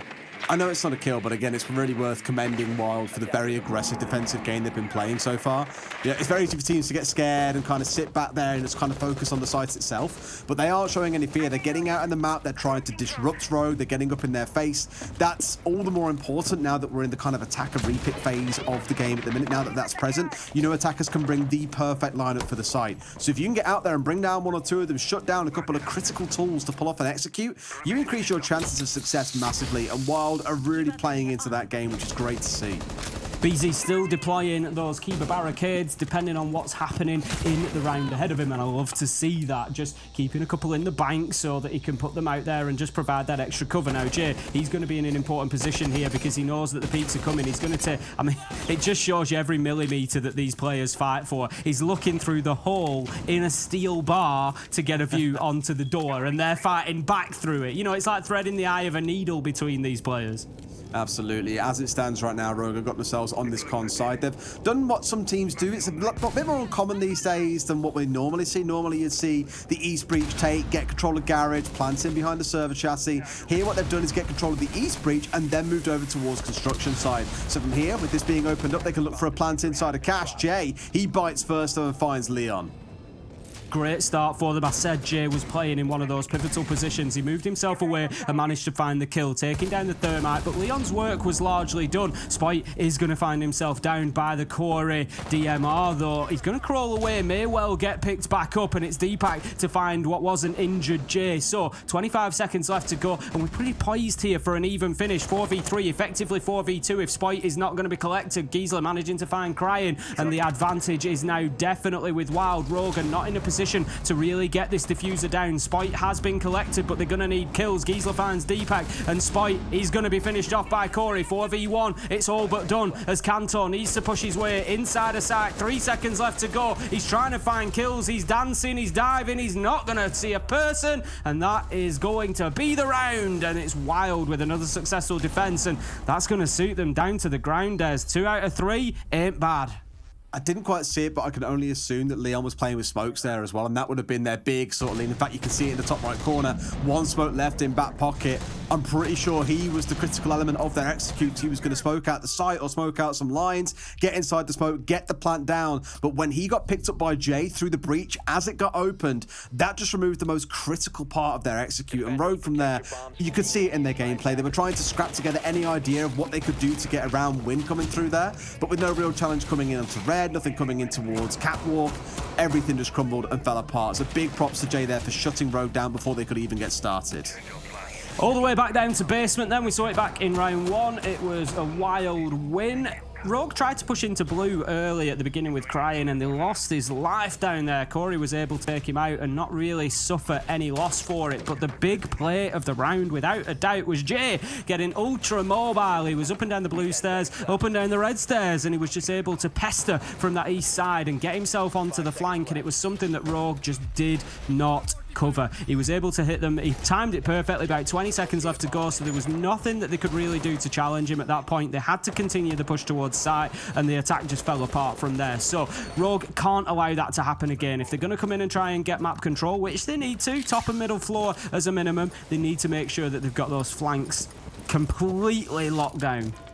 You'd hope so, yeah. For me, again, it's looking at how Rogue focus on attacking this round. For Cryin, is it another direct-to-site attempt in which he gets picked off? Do they can't try and play things a bit more team-based?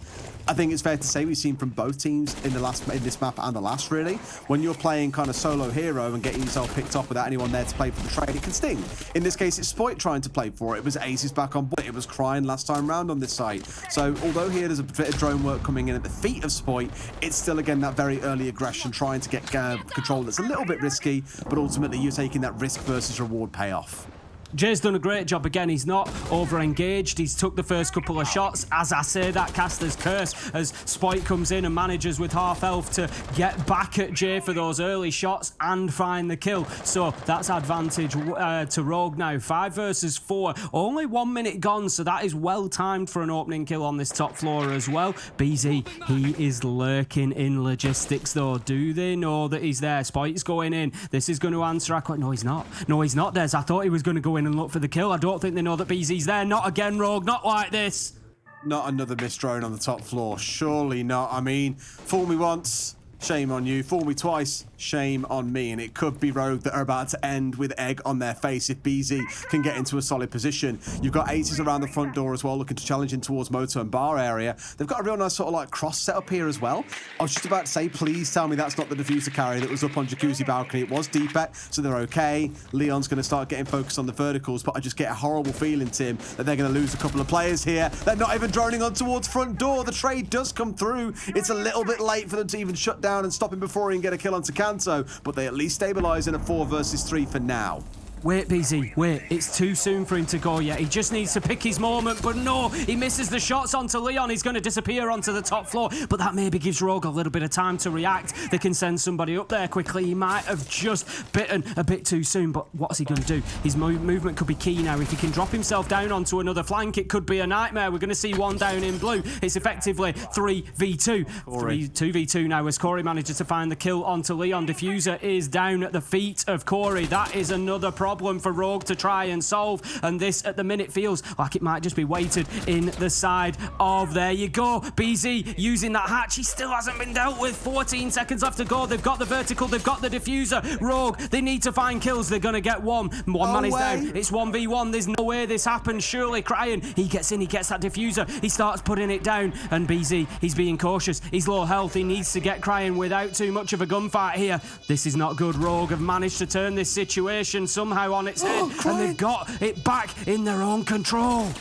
Cryin getting burnt down by the fire pop coming out of BZ there. Steps over the Thunderbird Cola station as well. Is this where he can win this 1 versus 1? He knows where he is. Must know that he's in behind the bar. Steps across once again, looking for this fine angle. We saw Corey playing from here, but my God, the roles are reversed. The shot's coming. BZ hits the shot. Down goes Cryin, and once again, Wild are going to use guerrilla warfare to tear Rogue asunder. They get round 4. Oh, that is such a tough round for Cryin there. There's all sorts that you look at and you just think, I know it's not a criticism at all, but we saw the Thunderbird in the middle of sight there. He'd taken so much damage. If only he'd been able to reach it, maybe he wins the round, but somehow BZ peeks into the LMG and gets the kill. What a round for Wild to lock down. 3-1 now, and they are looking electric here on Clubhouse. That is honestly one of the most enjoyable rounds of Clubhouse I think I've watched in a long time, Tim. And sadly, a lot of it came off just a little bit of tardiness coming out of Rogue. Being hit on the flank, not looking the right way when pushing in towards sight. Like, you were challenged from towards dirt, and no one was looking at dirt. You know, 2 kills in that round went against them, and they did find the trade admittedly afterwards, like about half a second after. But that extra half second of preparedness, a little bit of extra drone work, looking the right way, they would have had 2 kills on their side, and Wild would not have had the 2 that they found moments before their own death. Just unfortunate, but a wonderful 1v1 being won by BZ. That round had it all, I think. A real spectacle of Clubhouse. Now we go into round 5, and my God, I really hope it can keep up that kind of expectation. The thing is, I said earlier with BZ, I picked him up and I said, you know, he's got the, not necessarily right now, but he reminds me of that sort of Souls, Breedy style clutch player that you just, when he's the one that's left, you think, you know what, he might just do this. And I'm sure there were people that were like, calm down, Ace, he's not Souls just yet. And I agree, he's not just yet. But 1v1 against an LMG, about 15, maybe even 10 health left, and he gets the win. He's just one of those players that just doesn't seem to die. What a round from him. I think, as I say, I'm being critical. He maybe went a little bit early at 48, I think it was, 48 seconds that he pushed and went for that kill into bar. It did seem to give Rogue a little opportunity just to adjust, and they still got that diffuser down. He wasn't able to cover it from the hatch that he could then get onto. But that's being hypercritical from me. BZ's played a brilliant round there. Rogue have made a big mistake in missing him again. They got to learn that lesson, Des. And just not keep on giving things away to these roamers. In this time round, I think it's looking more directly in towards above the site itself. It isn't the site. Bar and stage is where we are. Haven't seen that tons lately. I kind of had a flurry when it first came into the rework. A bunch of teams were trying to make it work. I think some then started giving up. I think like Heroic, Na'Vi, two of the teams that I can really think of that played it. G2 did a few times as well. But outside of that, it has sort of faded away. I'm glad that a couple of teams, not just here, but also at the recent major, have been making good use of it. So Rogue, they've tried to get inside on the top floor. Spoit's been shut down by Corey, and still Rogue are stuck fighting away from the fight site itself.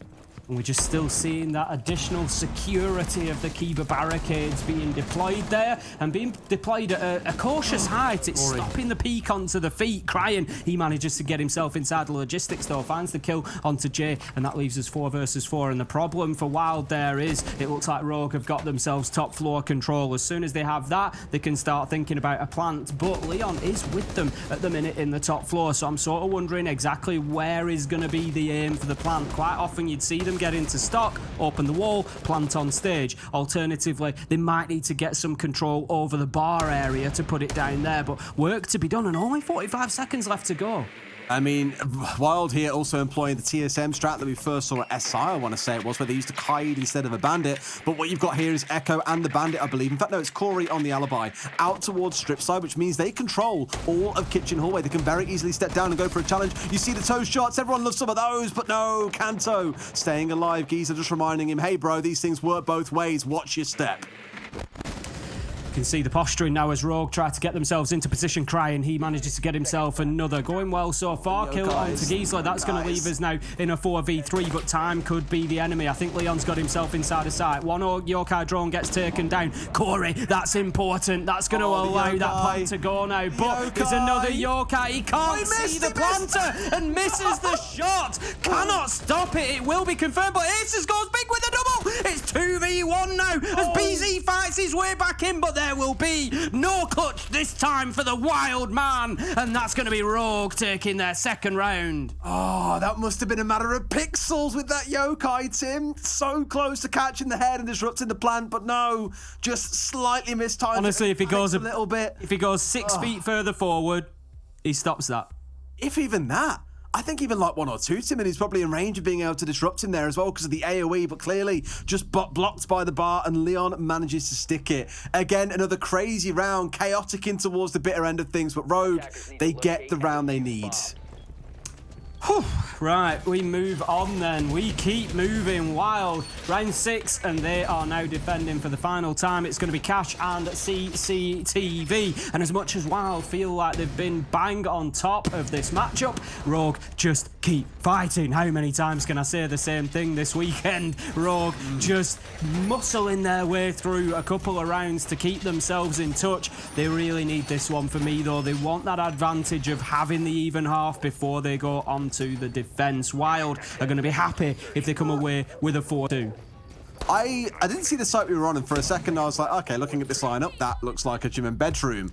Or is it? They've got Castle, they've got the Bandit, they've got the Valkyrie. All these things just scream to me that we'd see them playing out towards gym and bedroom. But instead, with that Castle on side, they could come up with some really interesting ideas. And Mr. Observer, I would love it if we could find where those Castle barricades have gone down, where the hold has been set up and where it is they're trying to pour their focus into.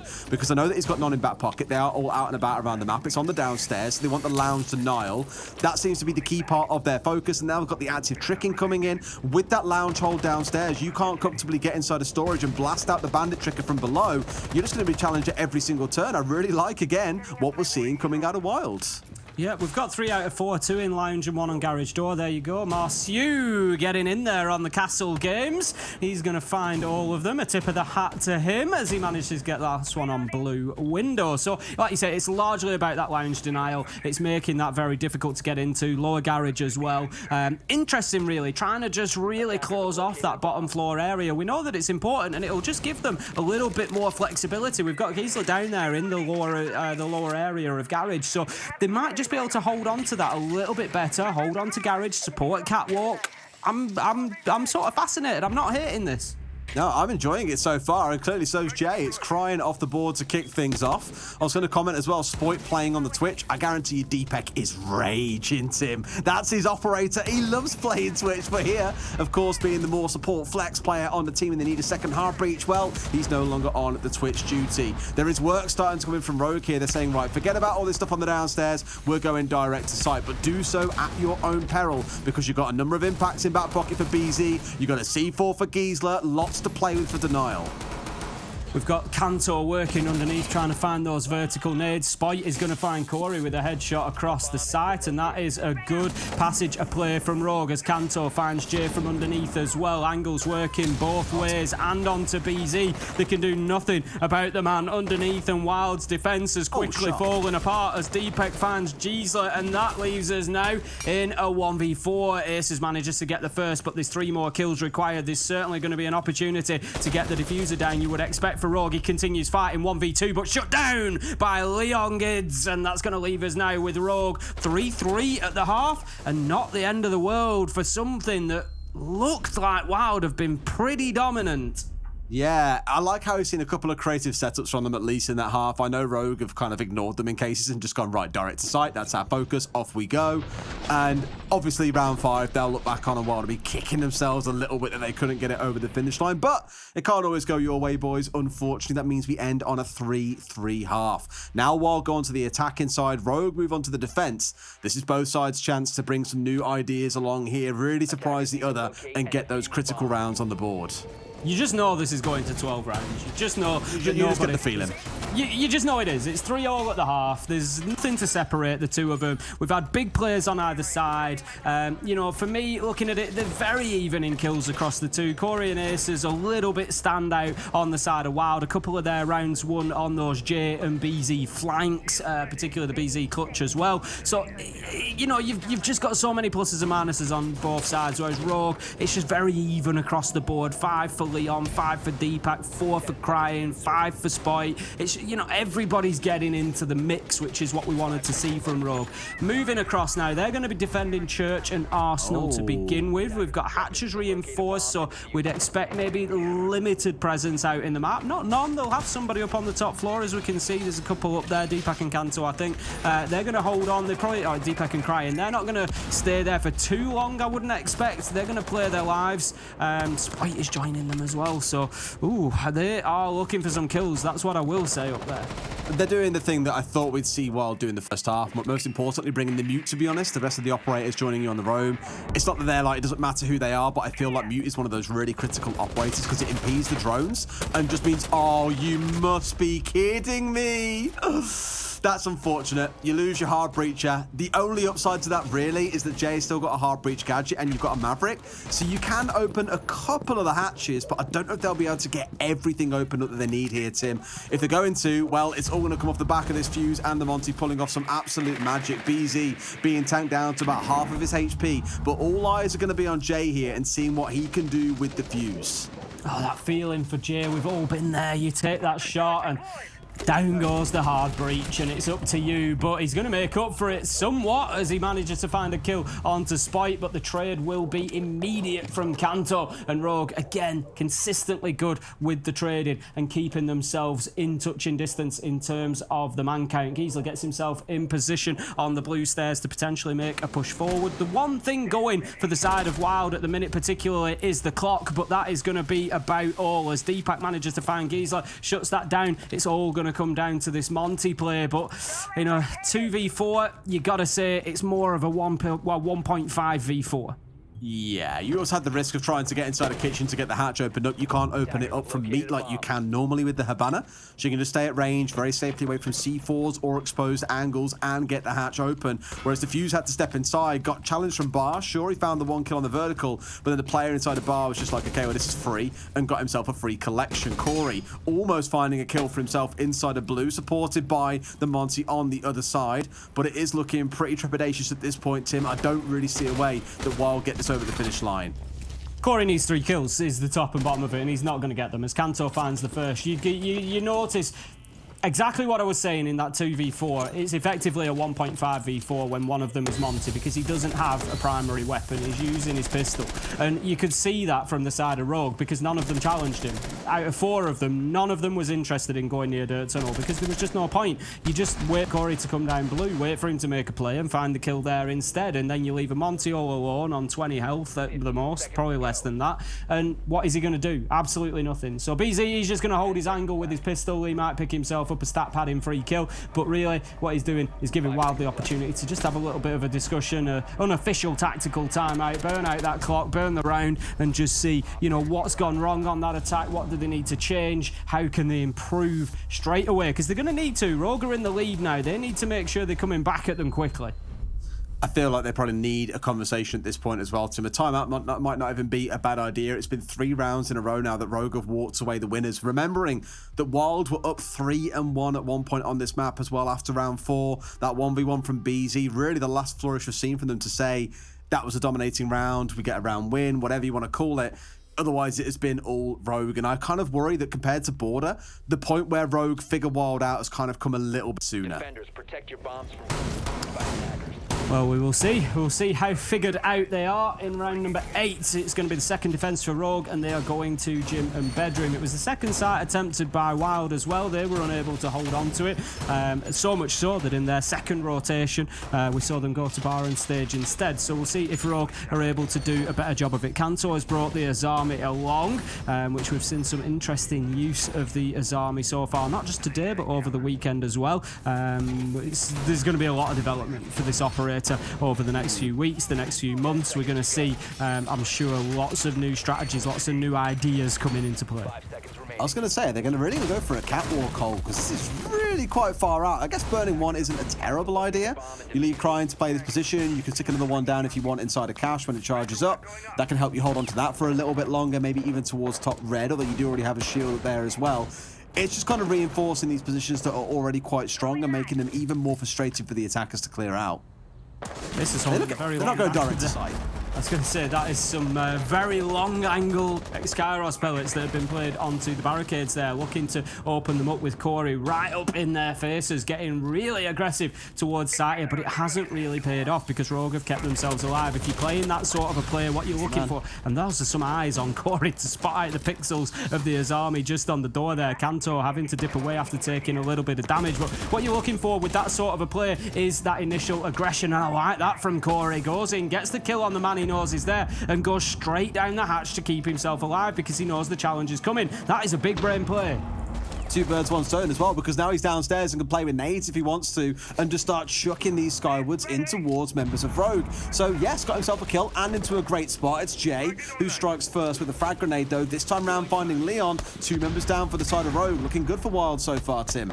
Certainly is. They're looking to push themselves in through Jacuzzi now. Jay just holding the line of sight into Jim. Rogue just in a position of a 3v3. They're just sort of digging their heels in here, and wow, do they dig them in ever. Spike, Deepek crying, all getting a kill apiece, bringing us now to a 1v3. It's that man once again. I've spoken about his clutch capability, and he is going to need to show it as now. He's 1v3. He's got an age of time left, if nothing else, but I don't think there's much on the drones, and the reason that I say that is all 4 players are watching him at the minute.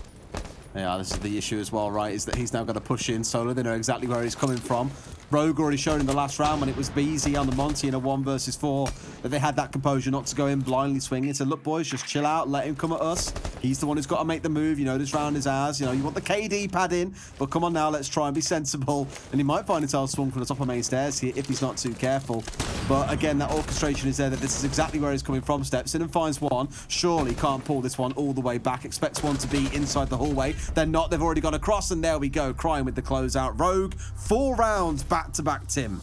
There was just a moment there where you wonder, because the thing is, in that situation, what BZ wants is he wants 3 1v1s, and they gave him the first. You know, it's only a fraction of seconds, and I know that they had the crossfires established, but not sufficiently to stop him challenging the player in Jim. So he was able to move in. There you go. There's nobody in a position to challenge him immediately there. So arguably, BZ could have took a step back out onto the Jacuzzi balcony and been completely safe, and then in a 1v2 with 45 seconds left to go, very different to a 1v3, it starts looking winnable. But as it was, BZ, he pushed forward and just opened himself up to that angle that had then been played onto by Rogue. But there was just a minute there where that first kill goes down and you think, there's an opportunity potentially for him here. But very well played by Rogue. They closed that out, nice and professional. They didn't take a single peek onto that Jacuzzi wall. They know they didn't need to. They were just waiting for him to play in.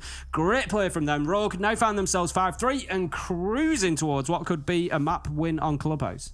I said it after the last round, Tim. I'm glad that we're seeing it here, not in the next round when they could be down 6-3, while taking that time out to go, right, boys, everything's falling apart. If it carries on at this rate, we'll be in a 2-4 half. Rogue will walk away the winners. We want to close this out now with a 3-0, lock in that spot for the LAN.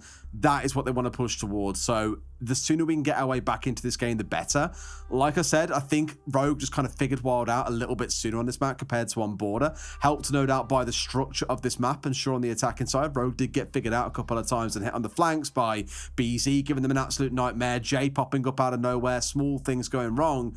But overwhelmingly, it feels like Rogue are kind of that slow-moving behemoth that are now starting to pick up speed. We're going to get through the tactical timeout. They get a minute to speak to the coach.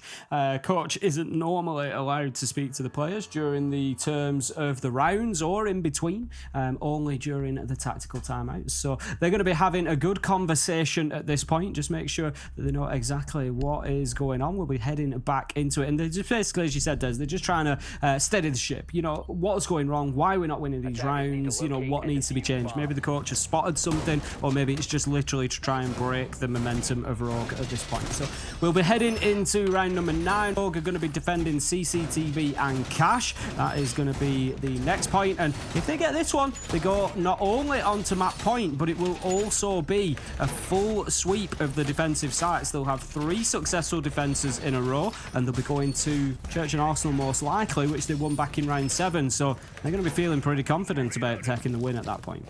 That's it, and that is really what WYLDE have got to start finding a way back in right here and right now. A pretty standard setup coming in once again. We're very used to seeing setups on this site by this point. The whole hold inside a garage with the support coming in onto the catwalk, the reinforcement out towards construction. Admittedly, for both of these teams, we've seen active bandit tricking coming out, which we haven't seen in the longest time. For a lot of teams, they kind of go, oh, well, it's so easy to get control of below. You can't then defend the bandit tricker, so what's the point? We saw WYLDE really doubling down on that and saying, okay, we're bringing a castle to support the downstairs. Obviously saw how that worked out in the end of things, but at least the intent was there.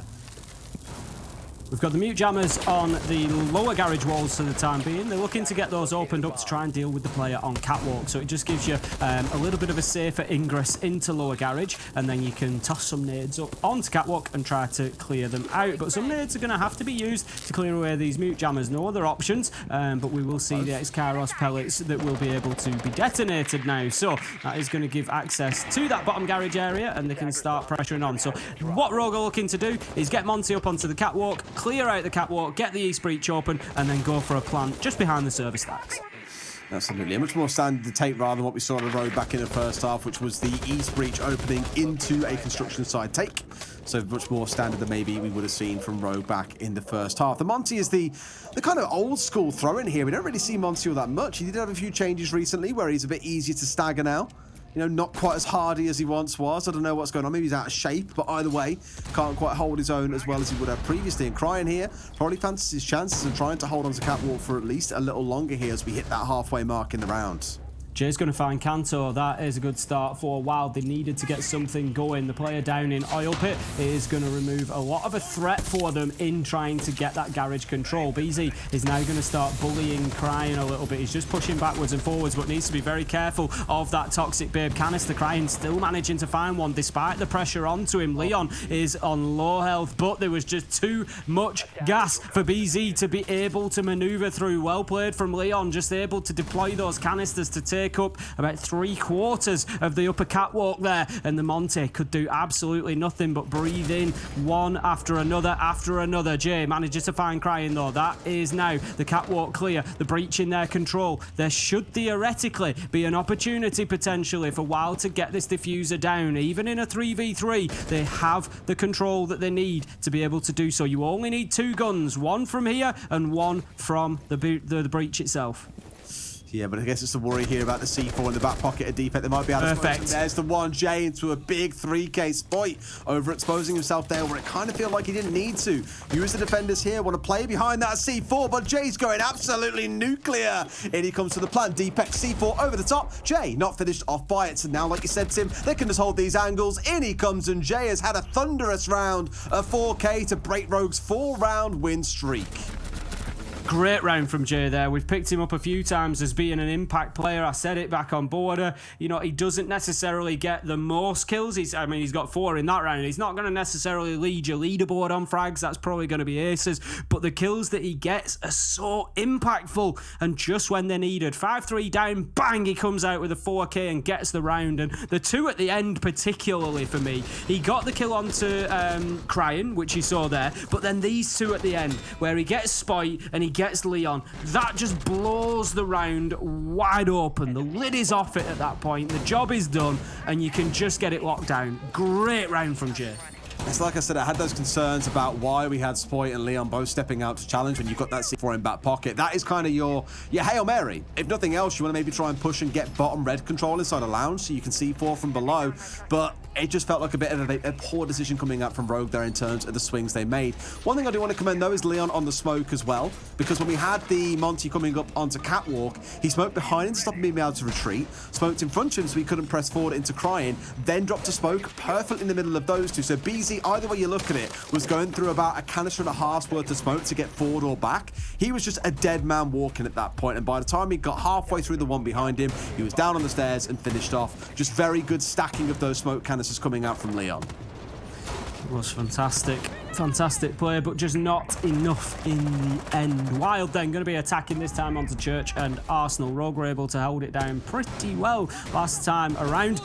It was a bit of a struggle for WYLDE back in round number 7, so we certainly need to see something better from them. Jay, he's going route 1 here. He's going to get himself established quickly inside of blue. We saw Crying try it. Crying vibes. Work out. Corey was able to shut him down, but Jay, he has a little peek forward. He has a little think about it, but no, he then dips himself back. He knows that there's a potential for the bullets to rain through the soft wall in front of him. He's just waiting for the information, Des. I think he's hoping that a drone goes in and pings out that player, and this is where it could come from, and if they do, they could be in trouble because Jay is poised and waiting, but instead the hard ping comes to the man underneath Kitchen, and that allows Jay to push forward. Can he find anybody? Yes! What an opener from Jay once again, taking down Leon and taking 3 smoke canisters with him. Absolutely, that is mega to remove the smoke, and admittedly, Leon, why would you expect someone to come pushing up at that point straight onto the vault cams? But here comes Spoit, a big 2K coming up storage, and that removes the blue threat really coming out of the side of WYLDE. They've lost Jay, they've lost Giesler, it's all falling apart, and 3 members left to keep the dream alive in this round. Such a shame after the big start that they had, but Corey, he's getting aggressive. It's not going to pay out as Spite manages to delete him from the bottom of blue stairs, and that leaves us now in a 4v2. BZ and Aces are scrambling here. They've got the hard breach utility. That is something in their favour at least, but they're now going to find themselves coming under increasing pressure because in a 4v2, Rogue are happy to throw a couple of men at this and just keep hounding them, keep hassling them, keep them on their toes. And Aces, he's going to get himself in to try and pressure the top of blue stairs, try and move into bar. He's trying to get into a position to link up with BZ, I think, but he could find himself getting shut down. He knows there's somebody on the pool side of things, but Kanto has not yet revealed himself fully. When does he make his move? I think as that flashbang comes through, that's the sign that, hey, they know where I am. I've got to get out of dodge. Works his way out towards Strip Corridor instead, and BZ also on the hunt. But the pair of them have got to be so careful here, Tim. And now I think with the indication they want to control a bar, they're going to quickly rotate out towards Oil and Blue here, retake lost ground, try and step into the graveyard that Spoit has left littered with their teammates and see if they can pull this 2v4 off. As Spike jumps up onto the boxes there, he maybe gives them an opportunity, and yes, Aces is going to find it, but he can't find the second as it's Deepak already established on top of the table, who manages to shut him down through the soft wall. BZ, he's looking to find anything. 1v3, how many clutches can this man find himself in during this game of Clubhouse? This is the third at counting. Can he be successful this time? 1v3 becomes 1v2. Can he make it a 1v1? Nitro comes out, tells him the position of the player. He's trying to peek, he's trying to find anything, but with 2 seconds left to go, it's unlikely. He's on the pistol, can't find the man. Kanto finds the kill, and Rogue, they put themselves on map point. 6-4. Beautiful stuff. All right, it looks then like sometimes Spoit is just a thing, Tim. It started out so well for Wild. Arguably, their entry into the map actually a little more structured and composed than what we saw coming out of Rogue. Think about Crying on his push down towards Oil, how comfortably he was shut down. Then look at the composure that you saw from Jay in this round. Not forcing himself to be too aggressive, not exposing himself until the call was made by his team of okay. You can push forward, make it happen, and get some wonderful entry. Sometimes, though, these hero plays happen, Tim. Spoit gets a 3k off the back of that, completely shuts down any momentum that Wild had over towards the blue side of the map, and that was it pretty much decided from there.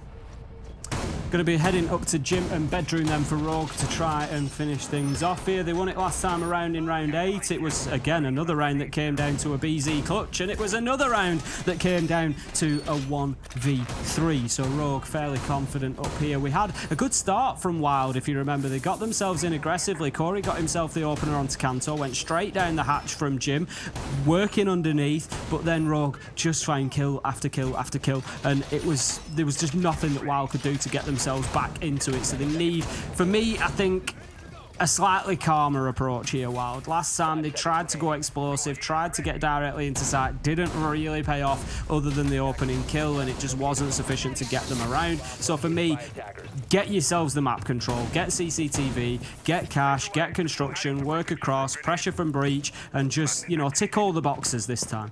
Tim, surely you're not telling the team called Wild to calm down now. I know, can you imagine? Can you imagine? Just imagine. Imagine. This is risky. 20 seconds into the round, Kanto going for the reinforcements, Deepak supporting him, and they were very, you can see the bullets hitting the reinforcements as they were going up. That's why I say it was risky. I don't know why Rogue is so late on that, because it's such a stock standard wall to have reinforced. The mute jammer was already there in place, but it was a big risk to leave it that late in the round. This time Wild have got the drones out, they're pinging out the positions. Corey manages to find Deepak, and I just feel like Rogue are maybe just out of position, out of time here, Des, on this map, and that's why they've been caught with such an early entry death. I think by my counting as well, Tim, the last 7 rounds in a row, Wild have walked away with the entry, but the game has just gone against them time and time and time again. So even though, again, they're finding those initial kills, it's about, ignoring the TK, of course, it's about then converting them into the round wins. It seems to be evading them for now. Spoit down to about 5 HP as a grenade from below connects, but doesn't quite finish him off. Corey is going to be back on the drones along with BZ as they just try to get the information in. There's a yellow ping if Jay gets this right. No, the man just moves away, but Spite will be downed. Probably not going to be an opportunity for him to be collected. Certainly won't be as Jay manages to fire a few bullets through Corey with the vertical nade onto Kanto as well. And Wild are playing this much better. BZ manages to find Leon. It's all up to Crying. He's trying to work his way back through. He's not going to catch anybody on the windows. One does just drop down outside. I think he's going to go for it. He looks out. He does manage to find behind Aces. That's his freebie. He's not going to get any more because they know which side he's coming from. BZ will start to put that diffuser down on the ground. 1 minute 10 left to go, but that's going to be irrelevant because there's now about 30 seconds for Crying to do something about this. It's a lot to do though, right? You've really got to run the gauntlet here, kill every single player on the return back to site, ground that you once held, now lost, and that it's able to stick all the way through as well. He's only got about 20 seconds to play with here at this point, Tim. I don't see him walking away with all 4 of these. But for Wild, mate, they were literally playing their own game of the floor is lava. It was ludicrous, just blowing up these members from below. 3 nades coming in, 2 kills found. Wonderful stuff, really well played, and capitalizing on the ground that Rogue simply didn't have controlled. You may have just seen from Leon in the old chat, we will have a tactical timeout in just a moment. As Rogue know, there needs to be a conversation here to get things back on track. Well, I think, at that point, obviously, there's discussion about at what point do you make that decision. The round is still... But that's not about whether Crying's going to make... there's been a decision there where it's...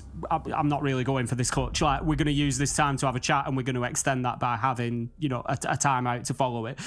So I think that decision had already clearly been made with Crying just keeping himself inside a CCTV. He wasn't trying to push forward. And Rogue thinking, yep, we need that time. Wild have got themselves back within touching distance. It's 1 round now. We've gone all the way to 12 again. And they want to get this close down in style. There's no 2 ways about it. Wild want the 3-0. That's what they're looking for here. And, what a statement that would be. Already their performances through this tournament have shown that they are definitely, a contender. This team is good, Des. Absolutely, yeah. Let's look at the last 7 rounds, by the way. 5-2 in scoreline to Rogue overall. I mentioned about it being 3-1 to Wild, and Rogue have really battled their way back in and done it excellently. But is this that turning point for Wild to find 3 rounds in 4? They get this one, they go through to overtime, everything's reset, the slate is wiped clean, and it's anyone's guess who walks away with this in overtime. Certainly is. We're going to be into CCTV and cash by the looks of things when we get back. We will be heading back in any second. It's a tactical timeout from Rogue, of course, as they try to get that 12th round done, get themselves over the line, and at least keep fighting in this grand final. As you can see, it is a best of 5. Wild came in with a 1 map advantage because they came through the upper bracket, and they have won on border. So that leaves them 2-0 and just 1 map away from locking it down. Rogue having to fight back and win the remaining 3. This next round is going to be important for them. You feel if Wild stretch them into overtime, it becomes a little bit of a roll of the dice for Rogue there, and you feel like they've sort of let them off the hook a little bit. They had them 6-4. They've had 2 opportunities to lock this down. They need to take one of them. Now the big question is, can Jay do it all over again? Tim, last time round on this attack, walked away with that 4K, was overswung by a couple of members of Rogue, which is what makes me a little bit nervous. Hopefully, they've got a bit more composure here, had that time to talk and go, right, boys, no more craziness, keep it sensible. But even they've changed up exactly what their lineup looks like here, where we've seen Azami coming on before. We've had things like the Bandit on side. Instead, we've got the Frost on side here for Kanto. 2 of those already deployed up towards Catwalk. I think out of anticipation of there being a Monty, but as we know better, Tim, with our lovely 2020 vision here from the top down, we know there is no Monty on side for Wild. Kanto's just put down the cheekiest Frostmart I think of it. It's, when it's called hiding in plain sight. Basically, he's put it in such an obvious position that it might just work. He's put it right slap bang on the default plant spot by the server stack, if you would please, Marcio. Just inside of the wall. There you go. Surely that doesn't get somebody going in for a plant. Surely not. Tim. Surely not, right? You say it's those that do. It's those ones that do. That's the problem. That's the problem. I mean, really, they should be able to just about tuck this in and see it from outside the breach, assuming they get the right side opened up, or in this case, the left side, which is the correct / right side to get opened up. Long angle held by Corey, almost finds point. Watch him hit him on the reverse now. You ready? You ready? So close, but no, he does kind of chip him a little bit, but it's starting to finish him off. He is down, and that is a critical member to have down and potentially off the board here. Nate going through and Corey going, these young kids, they ain't got nothing on me. Corey working the chains there and getting his reward, shutting down Spite, and what a start for Wild Days. We've overlooked a little bit the impact that might just have on this overall matchup in the excitement of the exchange itself. It's 5-6 and we're looking to go to overtime for Wild here. They've got themselves the entry. They've got it onto Spite. Deepak's going to take a ton of damage on the Bandit as well, down to about 60-70 health. Needs to be careful. More chipping away from him. And Wild, they're just turning the screw here. They're just upping the pressure, Des. I've got to raise with that entry. That's 8 entry kills in a row for Wild Team. I don't think I've seen entry dominance like this in a long time. Now, Ace is almost getting Deepet from below as well. It feels like Wild are on the way to take this through to overtime as we hit 70 seconds left in the round. Trying to force the man to swing. He steps up and gets one, but he's throwing nades out at the wrong time. Down he goes, I think, up there. BZ's going to find the kill. Jay does hit the deck, but it's not at all a bad start, temporarily at least, at 3 versus 3. It all got a bit messy inside the garage then, didn't it? 3v3, Deepet low health underneath. Frostmark Corey, he is going to be kicking himself. Well, he won't because his leg's caught in a trap, but he would if he could because he's down on the catwalk. Corey is not going to be happy with that, but he's going to be a difficult pickup because they'll know. They may well have heard that snapshot and it ain't in the server room, so they know where it is, and if Aces goes for it, it could be a big risk. I think he's going to take it, though. He's going to try and get his man back up, but he could just do with a little bit of cover. He's taking it. He's going for it. The cover is coming in from the breach. BZ able to just hold it on so they can get it done, but Deepek, he's underneath. He's got a nitro, Des. 15 seconds to go. And there's still a smoke canister in back pocket with 2 members literally a 1-hint inhalation away from death. Corey working his way up towards red. They will know about him coming up here as well, but BZ's going shallow. He's just inside the breach here. Aces has got to provide heroic cover here to make this work. Can they find the man? He's going to stick it and get away with it as well. Corey finds another kill. It's a 2 versus 2, Tim. They've almost nicked this one. All they've got to do is hold on here for about 30 seconds and it is theirs. Aces gets one. Can't get the next. Leon's found a huge triple kill. But now, oh my God, Corey versus Leon. You couldn't ask for a better story. Out goes Leon. Gonna try and go for the long arm here. Can Corey get up in time because he'll be locked into the animation here? Leon on 1, on 2. He gets the swing. Rogue are gonna hold on. They'll take themselves map number 3 and they'll be going through to number 4, Tim. It's gonna be Skyscraper. Oh, what a finish from Leon Gids. 4K in the round and disables the diffuser. I have not seen much of the like in a long time, Des. My glasses are steaming up. That's how hot that was. I mean, we love these 1v1 rounds. We've had a few of them throughout that. We had the 1v1 from BZ down in base. You've had Leon at the end there as well. This is a series that just keeps on giving 275 maps. Like, I dare anyone to try and predict how the hell Skyscraper's going to go. And Jess, I know exactly what you were saying when you were like, look, I'm sitting on the fence with this one because the fence is the right place to be. It is so hard to call. It really is. The thing is, above all, right, forget everything else that's going on. What a clubhouse we've just been treated to. We've had it all. Big flanks, plants, retakes, disables, clutches, ticking every single box. I can't believe Leon's play at the end there. He almost goes off the edge looking for him on the rappel. He baits him with the long arm and then gets the kill. Unreal. I really thought he was going to lose it out there, to be honest, but just about holds on there. How's that composure to take down his former teammate and win his team the map? Beautiful stuff. And the best thing is, Tim, we got Skyscraper waiting for us after the break. So let's go to it now. When we come back, the desk will break it down, and then Skyscraper awaits. See you in a few.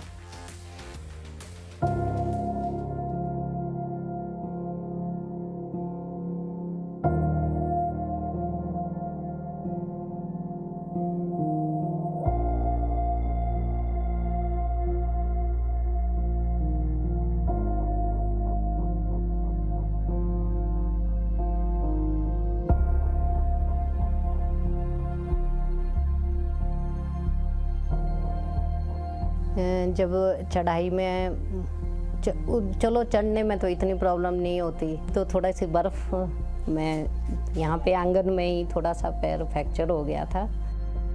मेरा नाम सीमा ठाकुर है, मैं housewife हूँ।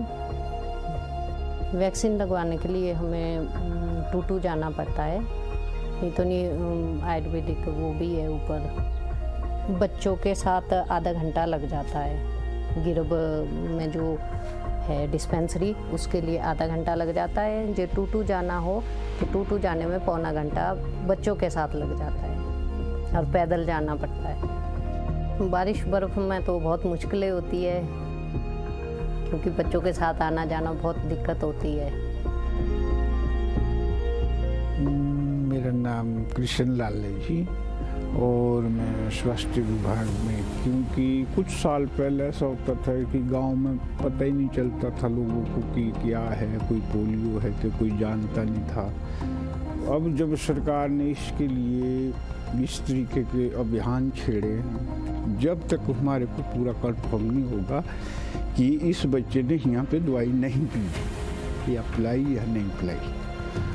चले जाओ आप दूर दराज के क्षेत्र में चले जाओ तो हमारे को कोई ऐसा केस या ऐसा कोई बच्चा, अगर यहाँ बच्चा आ गया तो हमने यहाँ भी पिलानी है। किसी कारणवश अगर बच्चा हो जाता, गांव में लोग रहते, क्या पता क्या मजबूरी है उसको, क्यों नहीं आया बच्चा, क्या पता वो बीमार है या कोई उसको कोई और प्रॉब्लम है। तो हमारा ये है कि भी हमारे पास पूरी वो होती है लिस्ट बनी हुई ना कि हमारा अब लोकल टीम में तो पता ही होता है सबको कि फलानी जगह बच्चा फलानी जगह, तो हमारे पूरा पता है कि फलाना बच्चा फलानी जगह से नहीं आया।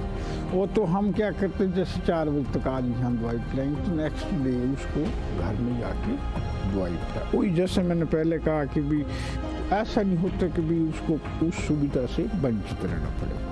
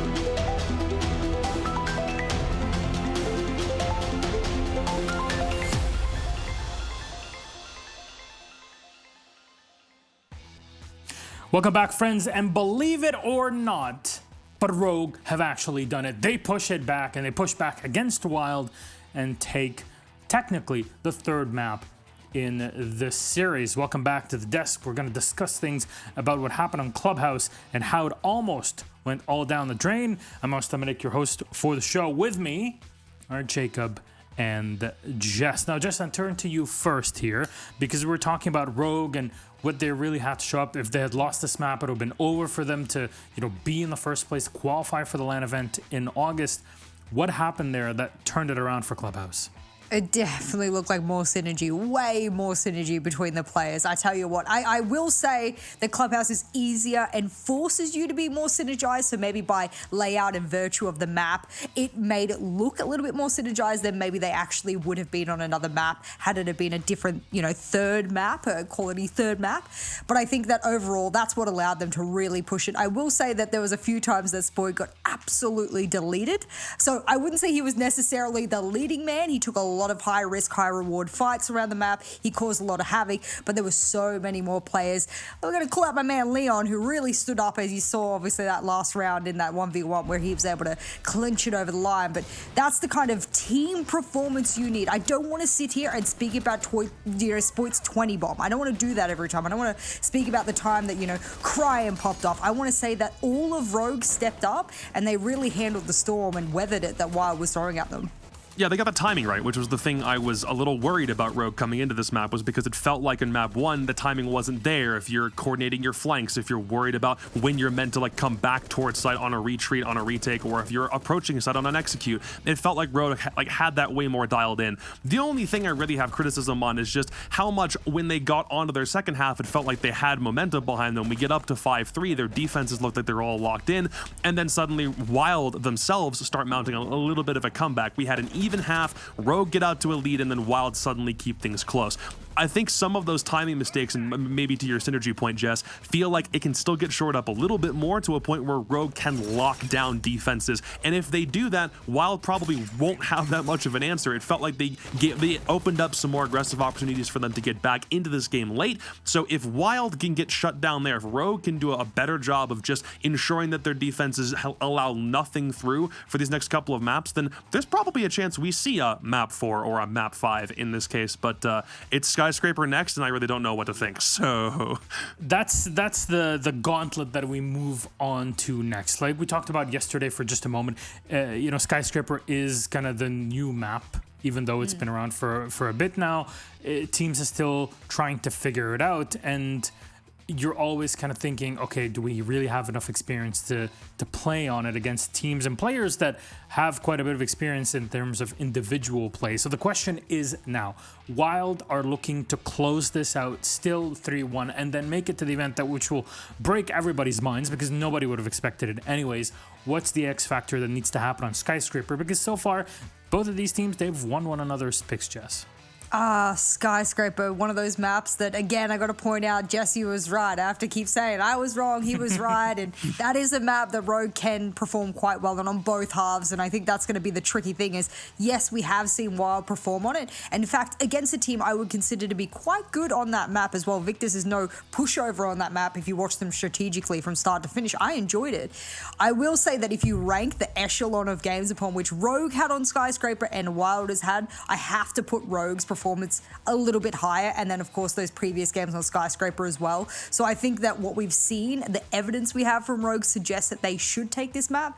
But again, I think that if Wild has anything right now, it is a little bit of a speaking to from either the players around each other to kick up the butt and a light a fire underneath to say, you know what, this is the kind of thing that we shouldn't be doing.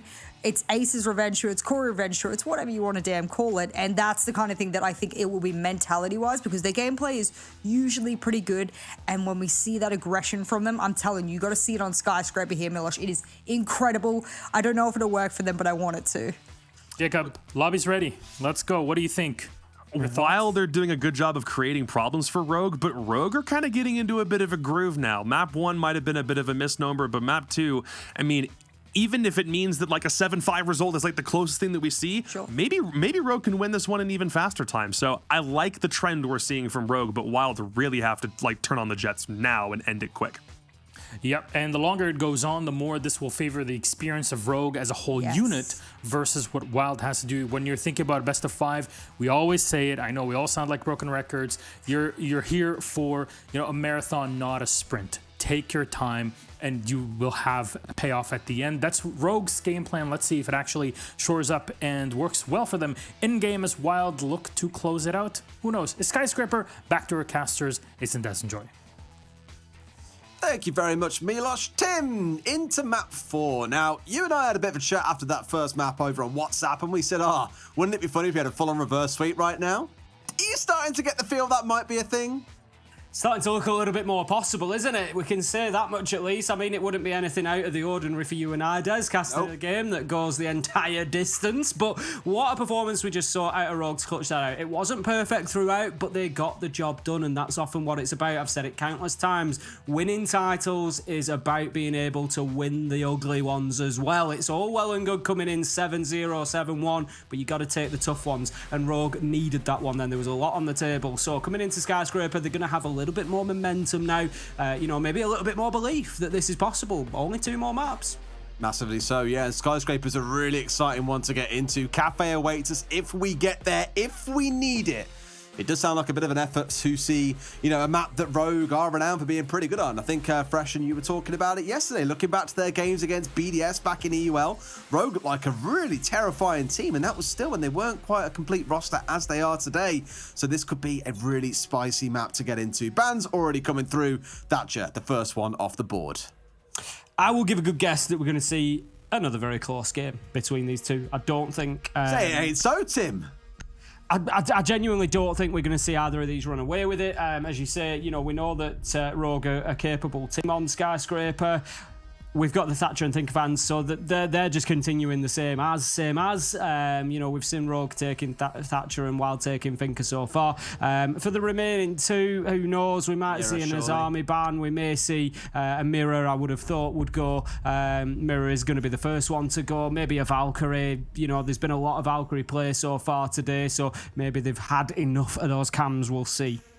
Could even be something like a Wamai or a Jaeger as well, looking in towards the nade play that we've seen a bit of focus coming out of some of the teams, WYLDE especially, but it is that Valkyrie to close things out. The Mirror I find really interesting on this map because when you're doing a defensive exhibition office, you can do a really cool setup from below that ultimately denies the attackers from getting into bedroom, taking out the bandit charges from below and enabling you to get the wall opened up and start your attack forward from there. I think it was Team Secret, I want to say, who first employed that with Kendrew playing in below. So there are some really cool Mirror setups you can get away with on this map. Not that it'll matter, she has indeed been banned away.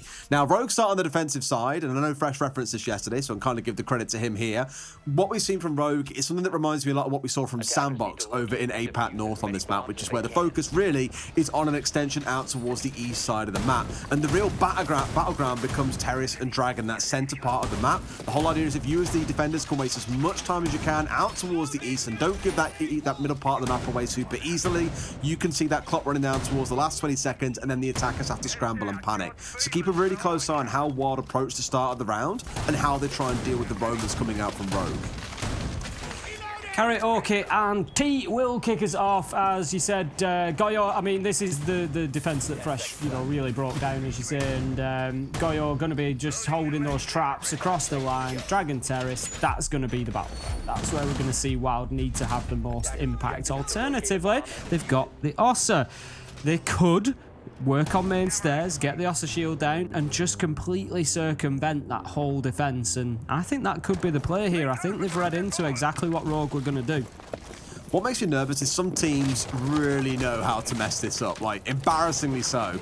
I think back a couple of times, like when we've watched NA, and I've seen Sonics try and make this attack work, and it just hasn't gone the way they need. Or other times in APAC North, we've seen teams bring it along and just completely misplace the shield at the top of Black and just get shot as they're still trying to set it up. And it's like, boys, you've got to be more prepared than you're looking here. So hopefully, WYLDE have got this one locked down. They know what it is they want to get away with. It is going to be that top Black push once again. We're more than used to seeing it by now. Hopefully, they manage to make it work and don't see it all fall apart before it can even get started. The drone that we saw at least missed crying in behind the bar. Now, I'm not sure if another drone has come in from behind him and potentially seen him out. It looks like Corey is aware that there's one playing underneath, and that Dokkaebi call is surely going to give at least the idea of his position away. Crying moves back into the bar, though, and gets an absolute freebie. He's not been dealt with quick enough. It's going to be Geesley that goes down. Surely he can't get himself a second. If he does, it's an absolute steal, Des. You say surely you can't, but Tim, you just don't know. It is Crying, and I recall him having a fantastic game against BDS on this map, playing with C4s from below, grenades from below especially were incredibly deadly, and he was just running all over BDS. They could barely respond, but Jay, he's not quite BDS. He's on WYLDE, of course. He gets the shutdown, and Crying, the monster, is taken out of this round.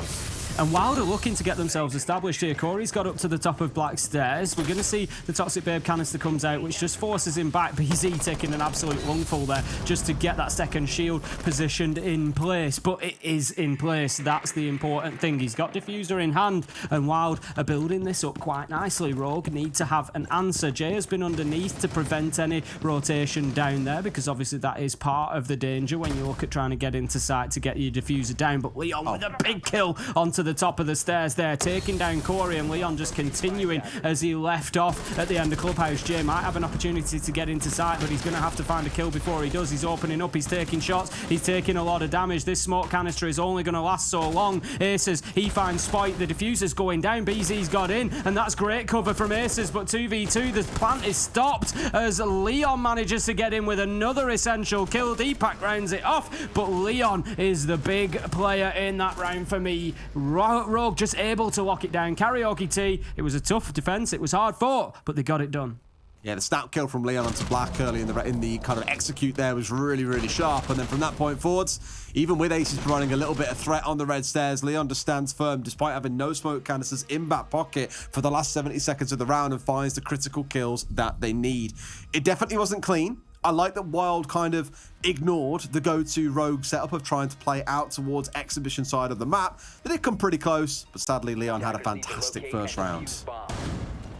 Heading over to the opposite side of the top floor then, it's going to be exhibition and office.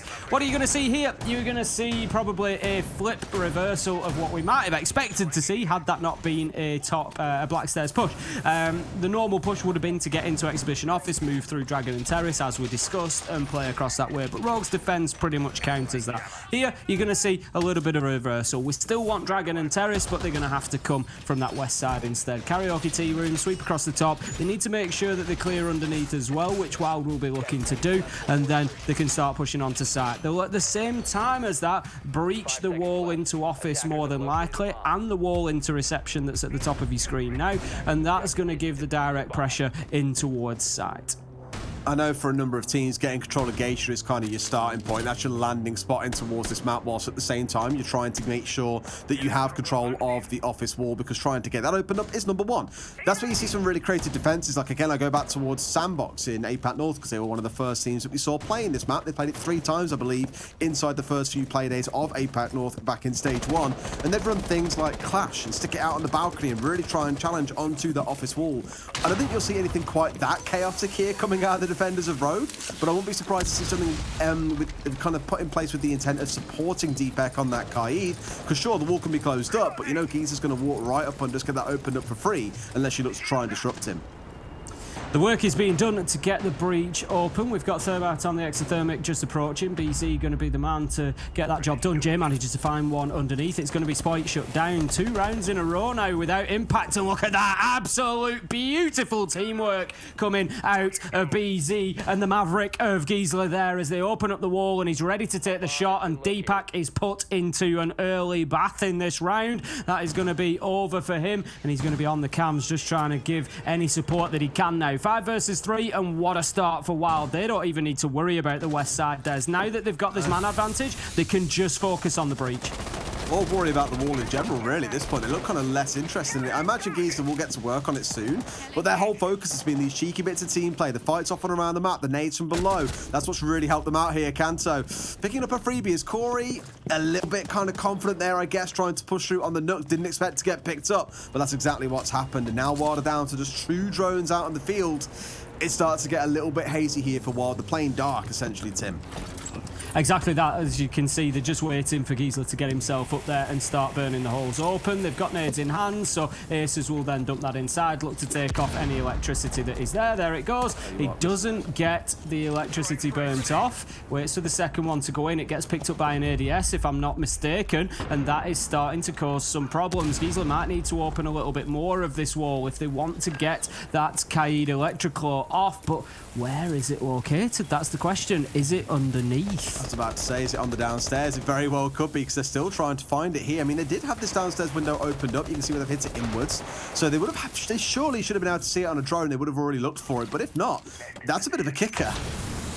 Marciu's as lost as we are, having a look on the roof anywhere that he can go to try and find that one, but they've got us boxed at the minute. We've not been able to find where that electrical is, but I tell you what, great placement from Rogue because it's wasted a ton of time, Des. There's 12 seconds left to go. This kill's raining in. Rogue have turned it around. It's 3v2, and Wild are trying to push in. They do exactly that. 2v2, 1v2, 1v1. As Jay manages to push through, does he find the last? He's got 1 second. He's not going to do it. And Rogue just managed to hold on. He's just there. He's just around the corner.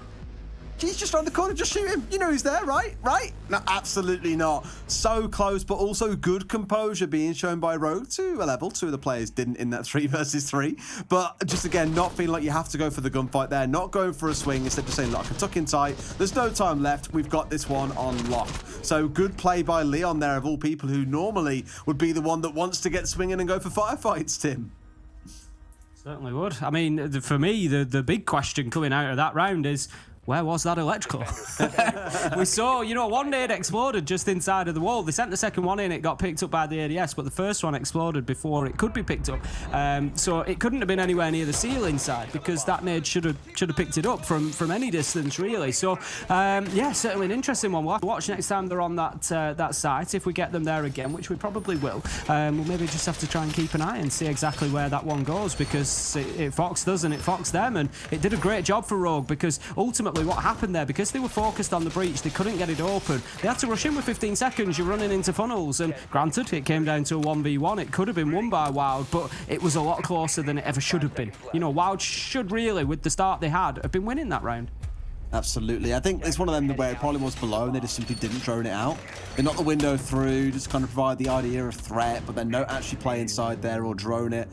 Like you say, maybe we'll find out next time around they jump into that site. For here and now, at least, though, we are seeing the focus from Rogue going to be a little bit different in terms of their setup. The Mute and the Mozzie coming along, for example. The castle on side. And you know me, Tim. I see a castle, and I always know there's going to be something cheeky afoot. They've got some kind of interesting corridor back towards site. They're trying to make defenders think and go, okay, good luck using utility here. Grenades at the minute aren't really the best at clearing out those castle barricades, so you have to go through things like Gone Sixes, of which they've only got one because of the ban against the Finker. So there's lots to really think about when you look at how things are lined up. A great nade in response coming out of Jay, catches out Deepak.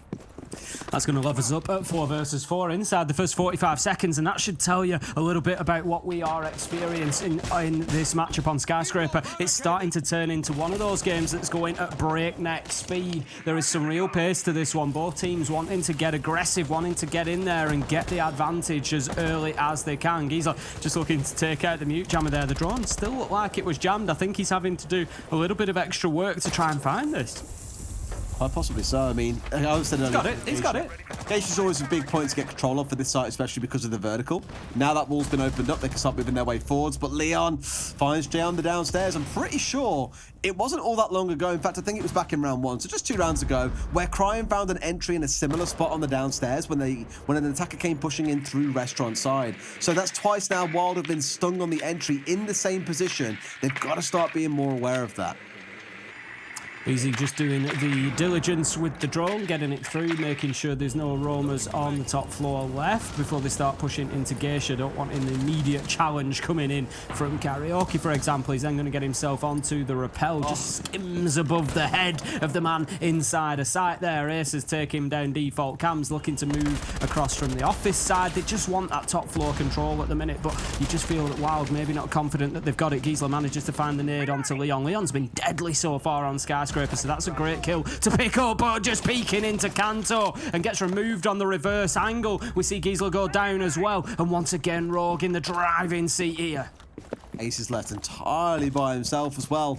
I will give it to Wild. Their nade kills have been pretty good as well. I think in most of these rounds, if I had to think in all 3, we have seen nade kills come out in some form. So looking good with them, but the problem, like I've always said, is you can find the entry, you can find those mid-round kills, but if you can't convert it into a win, there are questions to ask. What a shot coming out of Aces onto Kanto as well. Makes it look casual. He's still got 2 more to get through though in the last 15 seconds, Tim, and somehow I feel like he might find himself getting swung on here as he has to work his way in towards the diffuser. Both members of Rogue upstairs here, playing on the vertical. This round is done and dusted. Rogue going to find themselves up 3-0, Tim, on the defense of Skyscraper. Yeah, I mean, Cryin and Spoit have played that really well there. You see exactly what they did when they went into the 2v1. One went up black stairs and one went up drum stairs. And they just basically on opposite sides of the map on the upper floor. They can get to a position where they can impact on a potential plant if they need to. But with 15 seconds left to go, it's just not physically possible. Aces has to pick, even if he knows where they are, he has to pick one of them and go for it. He's never going to get across to the other one in time. So really smart play from them too. Just separate themselves as much as they can, burn out the last of the time, and Rogue pick themselves up a third consecutive round, and they can just rinse and repeat. They're going to be going back to karaoke and tea room for round 4, and they're going to be hoping to bring more of the same. I tell you what, this could be a 5-1, dare I say it, even a 6-0 half. Bold claim there, Tim. Bold claim. Only seen 3 so far. Mark my words. All right, all right. WYLDE admittedly have got to find something. Like, I'm kind of surprised in a way that, again, they haven't called an earlier timeout. Like, after even 2 or 3 rounds, knowing that you chose to start on the attack on this map, really there's a point where you're saying, okay then boys, look, this isn't working. What ideas have we got? We need to have some ideas now. Otherwise, like you say, we're going into that second half, 5-1, 6-0 down. We can't make any mistakes on our defensive side. You're basically just conceding the map at that point if you aren't having that call. So I think after this round, if it goes against them again, WYLDE really should be leveraging that timeout for a conversation. Into the action phase we go. Deepak just relocating, getting them mute jammers down. Last of the preparation happening. Now then, what we're going to see, we've got the auto onside from BZ. So last time they tried that black stairs push, I'm not going to say it was close really, because they didn't get the diffuser down. Leon was able to prevent that happening. I think Rogue still had 2 or 3 left at the end of the round when all the kills came in. So while they need to change something up at least, they sort of got the first half of it done okay. They still had 4 men. They had themselves established at the top of stairs. They had the shield down. They just couldn't get that push from beyond that point. So if they're trying to do the same thing, first half, absolutely fine. Go for that again, but then they've got to mix it up in the second half. Absolutely. Well, let's see how they can pull this one off, and if it does keep things going, really, you know, Jay and Ace is the only 2 doing a huge amount in this map. Giesler and BZ, sure, they're on the board, but they are 1 and 3. There's still a lot more they can offer to the field, I'm sure. For BZ, it's going to be the same attack once again, focusing at the top of black, looking to get himself inside. Hopefully, not losing an absolute shed load of his HP on the pushing for that corner shield like we had in the previous round, and also hopefully other members of WYLDE not being immediately domed by Leon as soon as they get to the top of black. Leon was the problem last time around, simple as that, and on the smoke he's now taken a bunch of damage, so likely to just have to play it a little bit more passively this time. Like you say, he got out there, he was deploying the smoke, BZ had no choice but to take a ton of damage just to get the shields in place, so the nade comes in. Leon, how is he doing it? How does he have so many lives here to keep surviving? He's still peaking. BZ takes a ton of damage at the same time, and Leon knows that that's the case. He's going to finish him off, but no, that was over aggression from Leon. BZ gets the kill. That's the opener, and there is still an opportunity to get those shields down. Corey finds Spoit, and you just feel Rogue are getting a little bit overconfident. It's a little bit of an overcommittal, absolutely. You know, I thought they were going to go for a jump out as well, take the Oster offline, remove their strength, but yet again, another nade kill comes in from WYLDE. They just cannot stop hitting these at the minute, Tim. Cryin, trying to fend off this attack coming up at the top of black, finds one on the down, gets traded out by Giesler just after, though, a 1 versus 3 for Kanto. And I've got to say, Tim, it feels like Rogue have done this one to themselves in this round, and WYLDE might finally find themselves a way onto the scoreboard. That plant about to finish up for BZ here. It's a big retake for Kanto. Yeah, Rogue just getting overly aggressive in a number of different areas here, and I think they'll learn that lesson quite quickly. They're 3-0 up, it's not the end of the world. Kanto, a lot of work to do, steps out in towards main corridor, but they've got an Oster shield there with the man sat behind it. There you go, Jay wins it out nice and easy, as it should be done. So WYLDE managed to get themselves their first attack onto the board, and Rogue, I think they'll learn I hope they'll learn a valuable lesson out of that round. And you might be 3 up, but you don't want to start throwing rounds away. Just get them locked down. They didn't play that aggressively last time. There was no need for Leon to chase that opening kill onto BZ. I know how vital that Oster is, and if he gets this kill, then yeah, the round is a different matter. But you're playing against somebody who has a full glass shield in front of them. Even if you only need to skim them with a bullet, you're unlikely to achieve it, because they're just going to pop up already pre-firing. As soon as they get themselves into a position for you to be able to hit them, there's already bullets on the way towards you. And I think you can see I imagine like frustration from Leon as well, because I know BZ was expecting it, that there would be a jump out from the top of Shrine to join in Leon on going on this offensive to help shut down that Ossa, but it simply never came. Whether that was out of fear of making the play and being like, look, there's no reason to press the Ossa right now, like why are we bothering, or whether it was just a fear of Claymores being outside the window. You know, I think back to APAC North, we've had some teams double stacking Claymores on those Shrine windows purely because teams jump out, they impact one, you need a second one to be able to catch them when they actually do get outside the window. It's absolute madness. So I don't blame Leon there, probably thinking, okay, well, surely I'm going to get joined on the jump out here, but clearly him and his teammate not quite on the same page. No, that's it. And, you know, they're going to have better synergy if they want to get that aggressive. You got to get it right, because otherwise you get punished. Karaoke Tea will be our round 5, so it's going to be, I would imagine, a very similar attack. We've got Jay on the same window. We've got BZ coming in with the Ossa again, so we're going to see them try to establish the same thing. No surprise, because they won the last one comfortably, but this time around, I think there might be a little bit of naivety there on the side of Wild if they think that it's going to go exactly the same way, because I don't think Rogue will present them with the same mistakes. You'd hope not, no. You'd absolutely hope not. Like I said, it felt like Rogue kind of lost that round themselves there with their actions. Although I like this. That's a small little cute change-up. Where normally there's a rotate at the top of Black here, what they've actually done is reinforced it off and completely electrified that wall. So identifying that the strength of Wild is in their push forward and their flood in towards site through this rotate, that's no longer really possible, and you sure as hell don't want your Maverick being sat there for 20, 30 seconds getting that wall opened up. So I like this from Rogue. It's a really good adaptation because they said, okay, they're not playing into our hold out towards the east side of the map. Let's stack even more utility here inside of site itself and deny this Black push.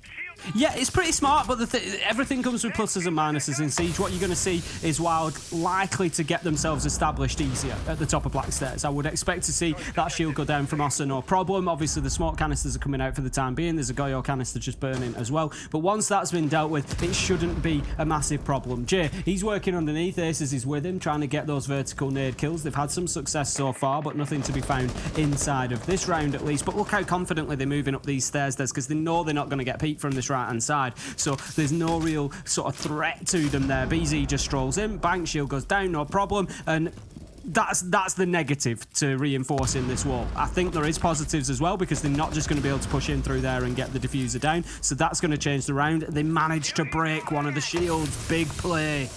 Normally the challenge will come in from Geisha Box here rather than the rotate itself, though. And I know that is still an angle they've got to play with here. You can see it directly in front of the Ossa there, just looking overbearing. I forget who it is that's playing down here. I imagine it's not Leon, because he was playing a little bit closer last time around. And there's Spoit stepping up and finding one. This is the kind of aggression that we want. And I think Wild here, they are just being funneled into death. They've got to find kills inside of sight, but barely anyone is giving them that opportunity. It's very, very patient from Rogue, and I love it. They're not over-peaking. Aces manages to clear out Crying on drum stairs, and this might just turn Rogue on their heel, but no, Deepak manages to get the trade. BZ on the Deepak trade, and it's just back and forth, 3v3, but there you go. The patience pays off. Leon manages to find BZ with the SMG. 14 seconds left for them to make something happen, and sealing that wall up, as much as it had its negatives, the positives have far outweighed them, because it has just completely stalled Wild out. They haven't been able to progress past that point at the top of Black Stairs. Giesel goes up and gets one. It's meaningless. It's the end of the round. Rogue win 4-1.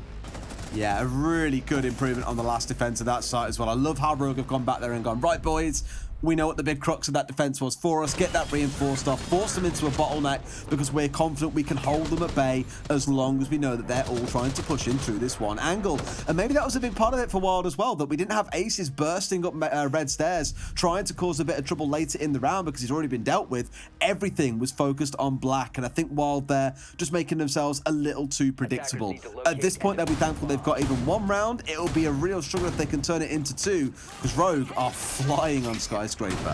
Yeah, they're looking great at the minute. Leon's having a real half. He's 6-2 at the minute, and that's over 5 rounds. So 3 rounds, 60% survivability is great for his team, and he just continues to deliver round after round. It's going to be the final defense for Rogue now. They're going to be over to Exhibition and Office, looking to lock this one down, close it out 5-1, and I tell you what, they will be having a party at the thought of that. If they can get 5-1 heading into the second half of this, they are going to be ecstatic, because they know that they are likely going all the way to map 5. Oh, Now I see what he's done. So one of the electro claws is in the other room, I think, off to the side. Next to the bar, yeah. Yeah, and then the other one is actually off behind the office. I think maybe tucked in or it's up in the shelf. In fact, I think it's in the like shelf at the very top of the wall. It's like a small little square on the far right-hand side, and he's tucked it inside of there.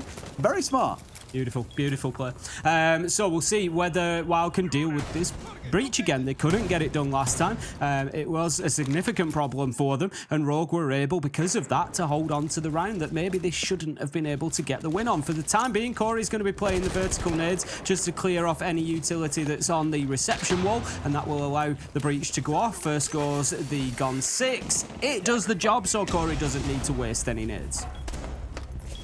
I mean, Fresh was saying that they pioneered a number of things on this map, and that may well turn out to be one of those electro claws, or a pair of electro claws that other teams now begin using.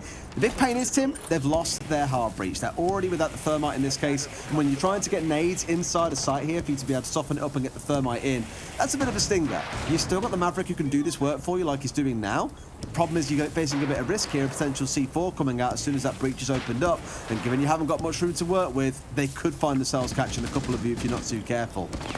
Yeah, they do need to be careful. The positive here for WYLDE is that with the hard breach gone, they know that they have to Maverick open the breach, so they can just get on with it. That was the problem last time. It was far too late in the round that they knew, but there you go. That's the nitro that you were talking about. Deepak manages to hit Gisela, and we find ourselves now 5v3, no Maverick, no thermite, and no breach.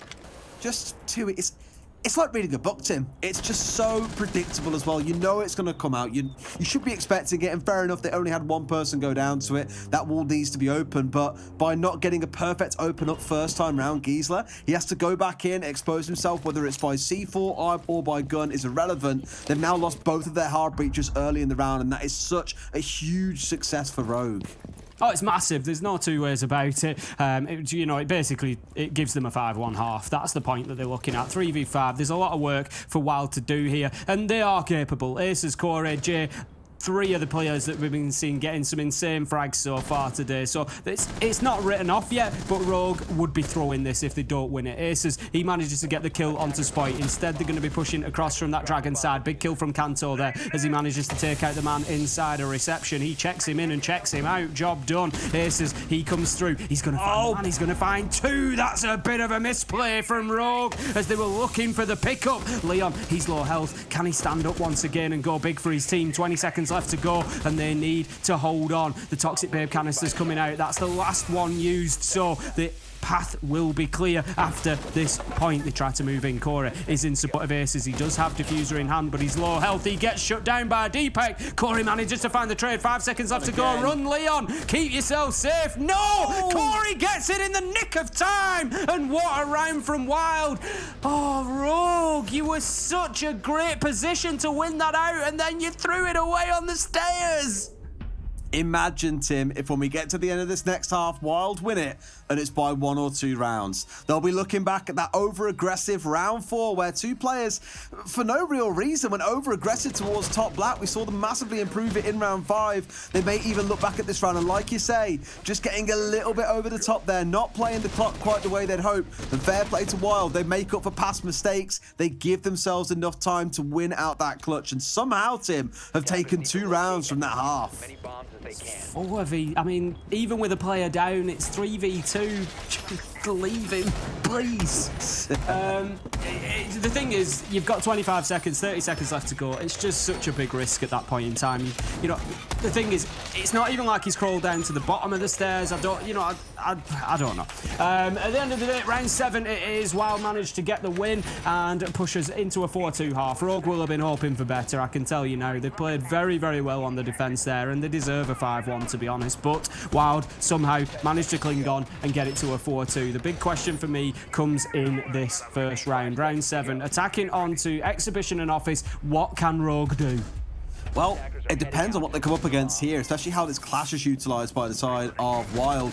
You know, BZ bringing this along, I spoke about this back in the first half. We've seen a number of teams, I think namely BDS and Sandbox from APAC North, obviously BDS are from EU, they would use it to play out on the office balcony and just try and deny the attackers the ability to focus on getting the wall open, because there's a clash in place. Unless you have things to unsettle the clash, it becomes really difficult to push your way through. Now, thankfully they've got a Zofia that can be really effective at that. ideally like a Capitao or a Nomad can also really help with that. But Rogue seems to just be bypassing that side of the map for now and instead are going for this single wall entry into VIP.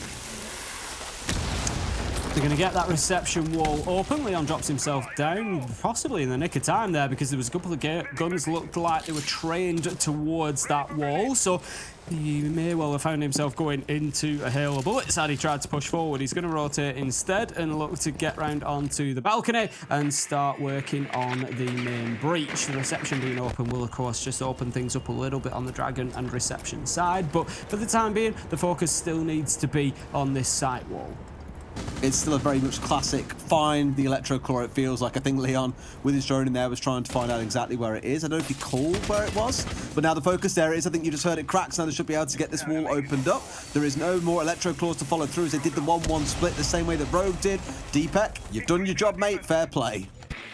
Jay, he's just going to hold a tight line behind that bar there. He's quite aggressive now that the breach is opened. He's ready to just pop up and try and put a few bullets into anybody who progresses in through that breach. The thing is, we see that breach open so often, but, you know, so rarely do we see players actually move in through there. Jay, he does manage to get Leon from behind the bar. Great play from him. Out goes the nade, finds the trade. Well played, Cryan. That leaves us back in a 4v4. Coming in towards the final minute now. Corey just trying to play in behind the shield and hold off anybody from coming inside of that breach. I'm just not sure how much progress Rogue are making here. Yes, they got a nice nade kill from underneath, but there's still a clash on the board, and there is still a lot of work to do to get themselves into a position to actually execute on this site. I already been crying up about his vertical play that he had against BDS, Tim. You're seeing it there once again as well. Great nade kill coming in from below. No real contest coming in from wild below. All of them up here on the second floor, which means Rogue have got the full run of the mill. They've got no more frag grenades left in pocket. None for Spoit. None coming in for Cryan either. So the left here a little bit on kind of using the angles they've already opened up. But here comes the push forward. They've got to face off against a clash is the issue. And here we go. The reverse angle being won by Cryan. Traded out straight after. Deepek trades in. It's Trade City. Cool at the stock market at this point, Tim. Giesler holding onto the angle as well. They've got two of them bearing down on the Iana. Down goes Spoit. It's looking all too easy here for Wilde. Surely to hold on as Deepek is planted. Somehow brings it back up. Giesler gets another. Deepek got to win a 1 versus 2, and one of them is a clash, Tim. That's a horrible situation, but he finds the one. In comes the clash. Can't find the side angle. Surely out the window is the play here, because you can just play on a drone and wait for this one. He's got no worries, Tim. It's all too easy. BZ, big work ahead of him. Very unlikely that Clash wins this. In a 1v2 with a Clash on hand, you think, yes, definite possibility for them. You got to go. He's going to... No, he's not. He's pulled off. There you go. Very smart from Deepek. Just drops himself back to the corner. He's going to play it from there up on top of the desk. Is this going to be a bait, or is he going to stick it? He's going to stick it. Easy as that for Deepek. The thing is, in the 1v2, it's the first kill that is so important for Deepek. When one of them is a Clash, you're in big trouble. But when you get the other, it just completely flips the situation on its head. Beautiful play from Deepek to prevent that diffuser being disabled, and Rogue, they get themselves onto 5-2. What is that? I love that slow-mo replay. Is it going to be a stick it, or is it going to be a... going to stick it? Makes you sound really dumb, Tim. And I know that's not true. You're a smart guy. Does that anyway. It's definitely doing you no favours with the two compounding together in exactly the same way that Rogue are doing Wild. Absolutely no favours. Not giving them an inch so far, it feels. Sure, 2 rounds on the side of Wild so far, but one of those we did say it looked like a bit of a loss caused by Rogue themselves. The other, it came down to an incredible Corey 1 versus 2. It does feel at this point like Rogue might just be able to career on towards victory. Thing is, if Rogue get these last 2 rounds that they need, whether it's the next 2 rounds or whether it's just 2 of the remaining 5, it doesn't matter, because then we're in a situation. Wild have come in with a map advantage, but on the day, Rogue are winning 2-1 maps because they then sit at 2-all, and so Wilder on the back foot coming into a decider. It's a best of 1 at that point. You know, it's all down to that final map. It's all down to Kafe. So it's going to be a big problem for them potentially. Wild really need to pull something out of the bag here and now. They do. I mean, even then, I feel like it's probably too little too late at this point. You know, it's a big hill to climb to be able to bring this one back anywhere near towards Rogue. Interestingly, they haven't gone towards Karaoke, and Team hard avoided playing that site so far. Instead, focus here is looking to be on the downstairs barbecue and kitchen. The next site I believe that we have stepped into. And as no surprises at all, by the way, starting their focus here on the east side of things. Got themselves drones rolling in ahead to find out where these sneaky crack can drops are. We've seen Rogue before run through doorways, Tim. I recall it very vividly on Bank, where they ran through one where there was, I think, 3 cat can traps on the double doorway coming in from Bleepers in towards open area, and 2 members of Rogue died at the same time. Since that moment, I don't believe I've seen them die to a cat can trap. Weird, that. It's funny how that works, isn't it? Spot taking a lot of damage from the tea room there, but he's going to at least force the man away, and the progress of Rogue can continue. Got themselves established in Drum. Drone going ahead of Spike now, just telling him that he is clear to push up as far as tea room, but another challenge comes in from the man back in Karaoke. So Wild certainly not ready to be pushed out of the top floor yet, trying to hold on for as long as they can. They're nearly at the halfway mark, so this is not terrible, and the Mute Jammers are just holding things up at the minute, but Spike gets an absolute beauty through onto Corey. Just peaks at the right time, and Corey just finds himself in no man's land. A wonderful shot coming through there. Just instant reaction as well. Cold in the kill. Jay getting back though. The trade coming in onto Spoit. So far from the end of the world for the side of Wild. They have got that one back. You've lost the alibi. You've taken out the Iana. You'll take it at this point. But Rogue are now starting to do work on the vertical. Crying. The king of Skyscraper, it feels like, Tim. Just always finding vertical kills no matter where he seems to go. Drones will be racing out before the final minute. I think Rogue at this point just wanting to cement that man advantage that they've got. 4v3, they don't need to rush. They can take their time, make sure they know where the remainders are. That's unfortunate. The drone gets taken out, but they won't know exactly from where. They'll have to make an educated guess, and I'm sure behind bar is going to be one of the places that will be on their mind. So a little bit of a rotation coming from Leon now as he's going to drop underneath and look to get onto the site window, just looking into kitchen, and then straight through onto the balcony to continue that pressure. 30 seconds left to go. Yeah, he's got the Geisha side opened up now, so they can have another angle of attack here to work with. BZ moving his way around. Does he know where the man is here? Yes, he does. Down goes Crying, who had no idea, it seems, that BZ was there. Not even a shot being taken, but Kanto on the follow-through, capitalising on the information. Giesler elsewhere finds Leon before he gets traded out too. I've called it a stop market at this point, Tim. It needs to close up because these trades just do not stop coming. Aces back on the upstairs. Kanto's hit the deck, and then down goes Deepet with the diffuser. Aces stepping his way through. Can he see the man? Oh, he's with the shots. No way! But won't get finished off, just about holds on. And Tim, that gave me big, massive flashbacks to a certain chalet round where Aces whiffed a very similar shot in a 1 versus 4 that could have won his team the round, but he missed the shot and lost the round for his team. I've just seen it all over again. I mean, he knew. He gave us the little wiggle at the end there. It didn't matter. Like, no, don't watch me, don't watch me. It didn't matter as Ace has managed to keep himself alive, but I tell you what, if he loses that gunfight, there's a big problem and a big question to be asked, because that would have been extremely serious. Rogue, however, not able to get that one won, and this time they're going to find themselves attacking into Exhibition and Office again. Wild, as you say, just wanting absolutely nothing to do with Karaoke Tea Room. It's interesting, isn't it? I guess it's the kind of de facto go-to site on this map. You just don't want to go against a team that feel really confident attacking into that site in particular. If I remember rightly, Wild really struggled to defend it against Victus. I think Victus won 2 out of 3 or maybe all 3 attacks onto them. And with the Oster available as well, right? Yeah, they basically were terrorised on there. They're enough trauma to send them away from that site and to never, ever return. Now, Wild are going for the same setup once again with the Kaidon side here, along with the Clash. I said about it earlier on, I'd really like to see them using that Clash more aggressively in the early round.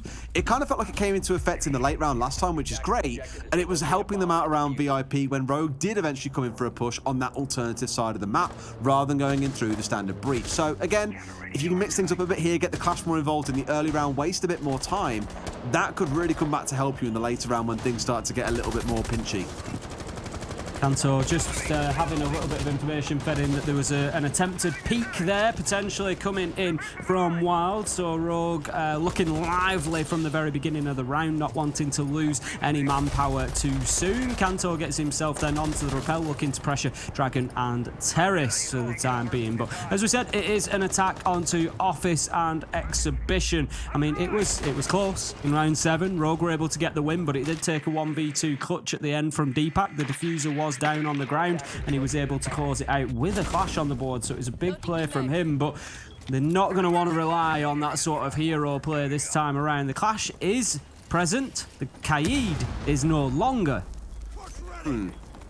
Not quite the end of the world, but you do concede the C4 that was in back pocket, which is a shame because we already saw earlier on just how effective those C4s could be. They found the thermite, they got a C4 into the Maverick, and that wall stayed closed back in the first half of this game.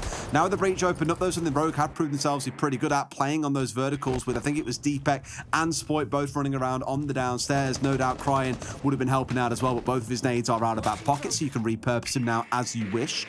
But slowly, steadily, they are getting control of the areas of the map they need, the downstairs, the breach. You can see the coming together and execute here, Tim. You can. It's all about halfway mark, get the information. Where are we now? Where are we established? And what are we fighting against? Where has the space been created from that quarry death? Particularly Spoit has a little opportunity there, but a very difficult shot to find. He's going to take a bit of damage himself, and also his location is revealed. One nade still in pocket, so if they want to try for the vertical kills, they don't want to be losing that life just yet, and there it is. He finds it, just maximising that utility before pushing forward. Leon onto Giesler, it's falling apart. Leon onto Jay, it's 5v1. It's all up to BZ on the clash. There's absolutely no chance. Machine pistol in hand, manages to find one. Can he get the second? Unlikely at that sort of range. Diffuser goes down, planted, shut down by Deepek, and that's going to be Rogue winning the round and getting themselves onto match point now. They might just do this, Des. They might fight their way back into this. 2-0 down on maps, and this would put them 2-2. It's incredible seeing the difference in confidence out of Wild back on Border compared to here, right? Like, back on Border, they would challenge everything on the map. They'd get out there, they'd challenge you on the entryway, they'd be looking at windows.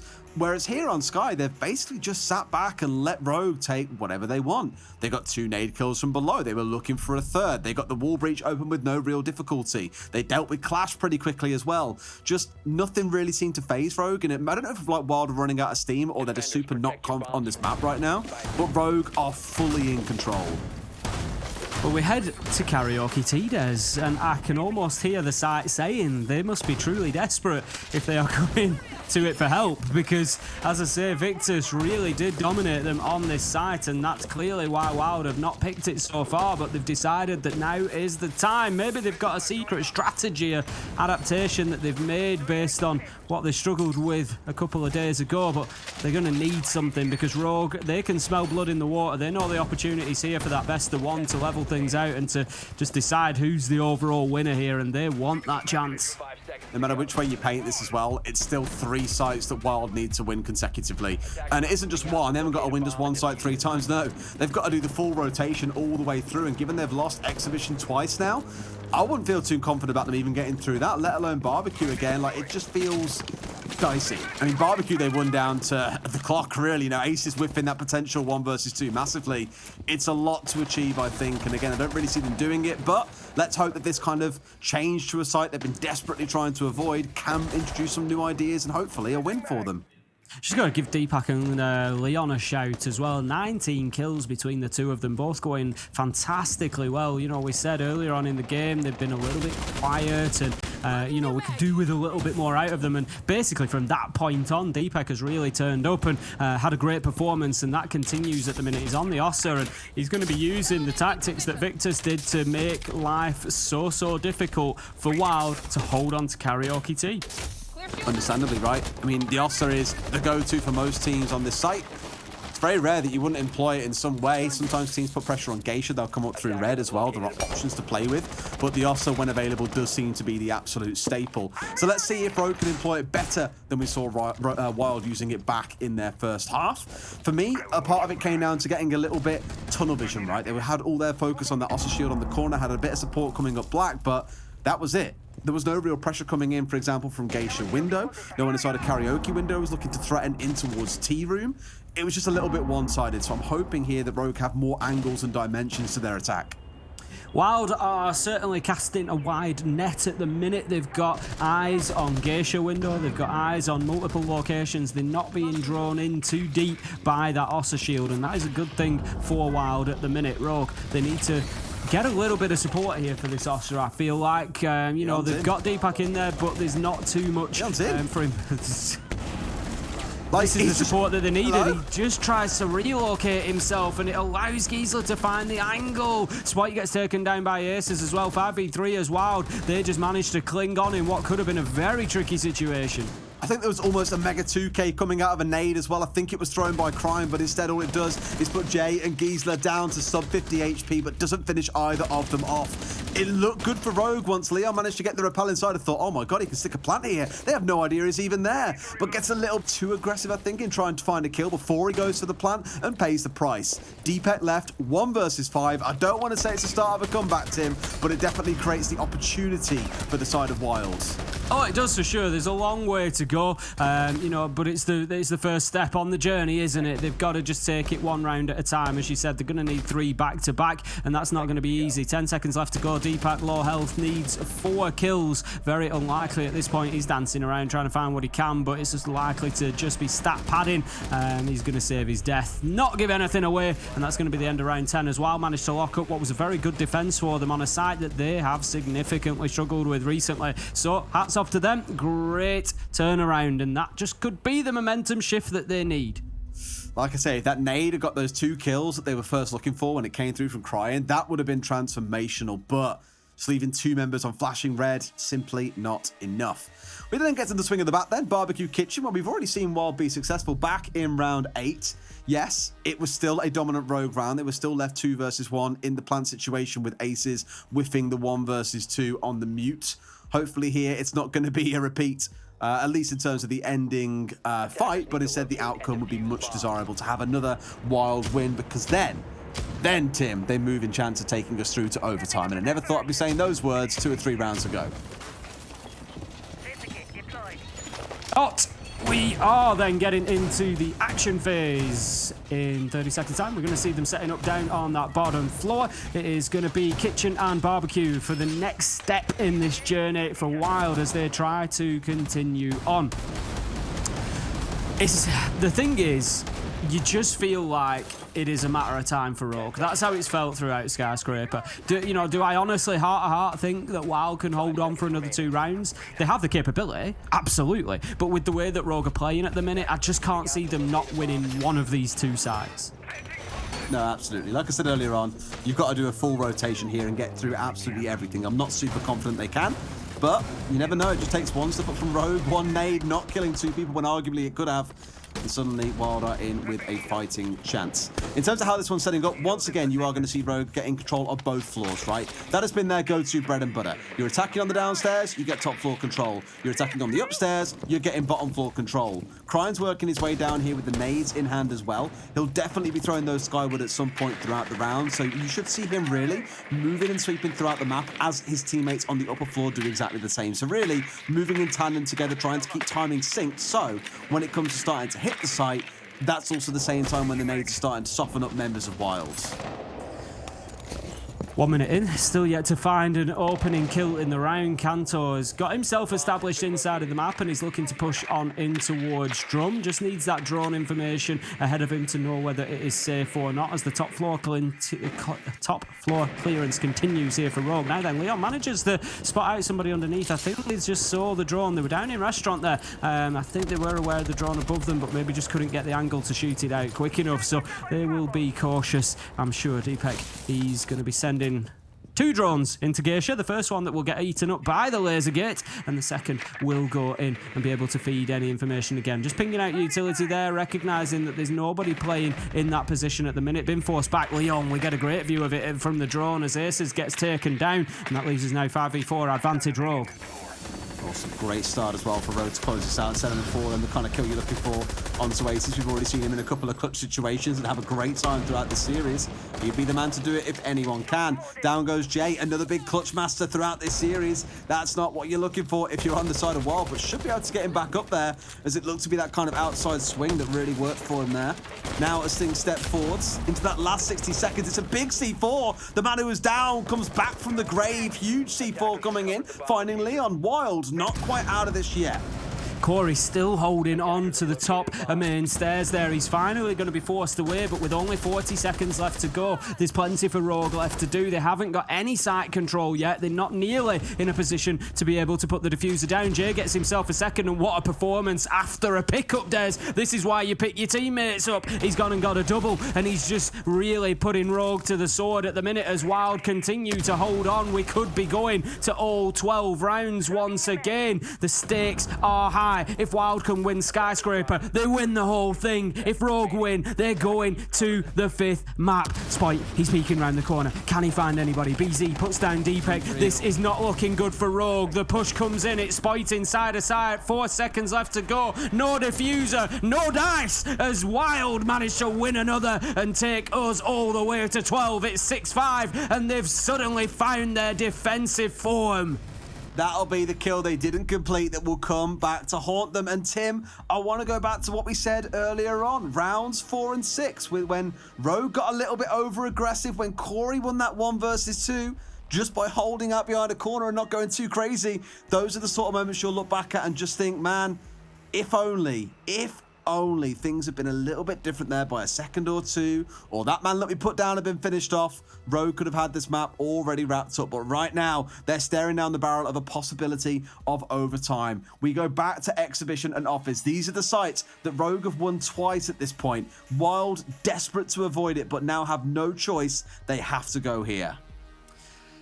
Oh, what a prospect we have ahead of us. Actually, you know, it's interesting that you touch on that stuff, Des, round 4, round 6, because it's a big part of the mental game, isn't it? You know, that's the key to being able to play. You know, a lot of people ask us along the way, you know, when we meet people with, you know, get DMs, things like that, people saying, you know, sometimes about casting, about, you know, about all sorts of things, but about playing and, you know, what do I need to develop? How should I get into being a pro player? How do I do that? You know, one of the things you really need to work on is that mental ability to forget what has gone, because it's done. You know, you've got to be able to ignore it. And I'm not saying whether Rogue can or can't. You know, we know that they put a lot of focus onto the mental side of the game, so I'm sure that it's something, you know, that they have strategies in place to deal with, because if that's in there, if it's like a little brainworm that's just eating away at you saying, oh, what about round? We could have had this done by now. That's when you start making those mistakes. You've got to be able to write it off. You've got to be able to ignore it. You can't let those thoughts creep in. Because you've lost twice. You've lost twice if it does. It's funny you say that. I was watching Dark Zeros. I think it was Into the Darkness, the little documentary they've done. It was kind of a full recount of their quarters, semis, and grand final at the Major, which of course they won. And throughout it, the common theme that you have is from Canadian Troy, essentially saying constantly, look, old map's done, forget about it. Last round's done, move on, next one, let's go. Always focusing on that move forward and forgetting about what's come before, like you say. And if the comms went quiet as a result, he was going mental at him, saying, boys, we're not talking, like, what's going on? Come on. And that's exactly, I imagine, what you're going to see coming out of Rogue now. It's time to get serious, boys. This is your map. We've seen you do it so many times on Skyscraper before.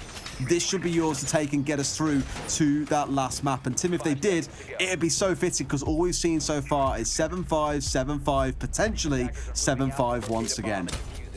Oh, we're witnessing an absolute brawl. It's a war between these two, and I'm just pleased that we get to sit and watch it, as does everybody at home, because it's been fantastic entertainment so far. Final sight, it's gonna be the one, Des. It's Exhibition and Office. WYLDE have not been able to defend it so far. It has been a problem site. Are they going to be able to hold on to it this time around? They really need to. They keep themselves in it. If they do, it goes to overtime, and they get to keep fighting. But Rogue, they're going to do something about it. They're going to have something to say. Crying's just waiting on the underneath here. If needs be, he can put the nade up underneath and clear out the utility on reception wall.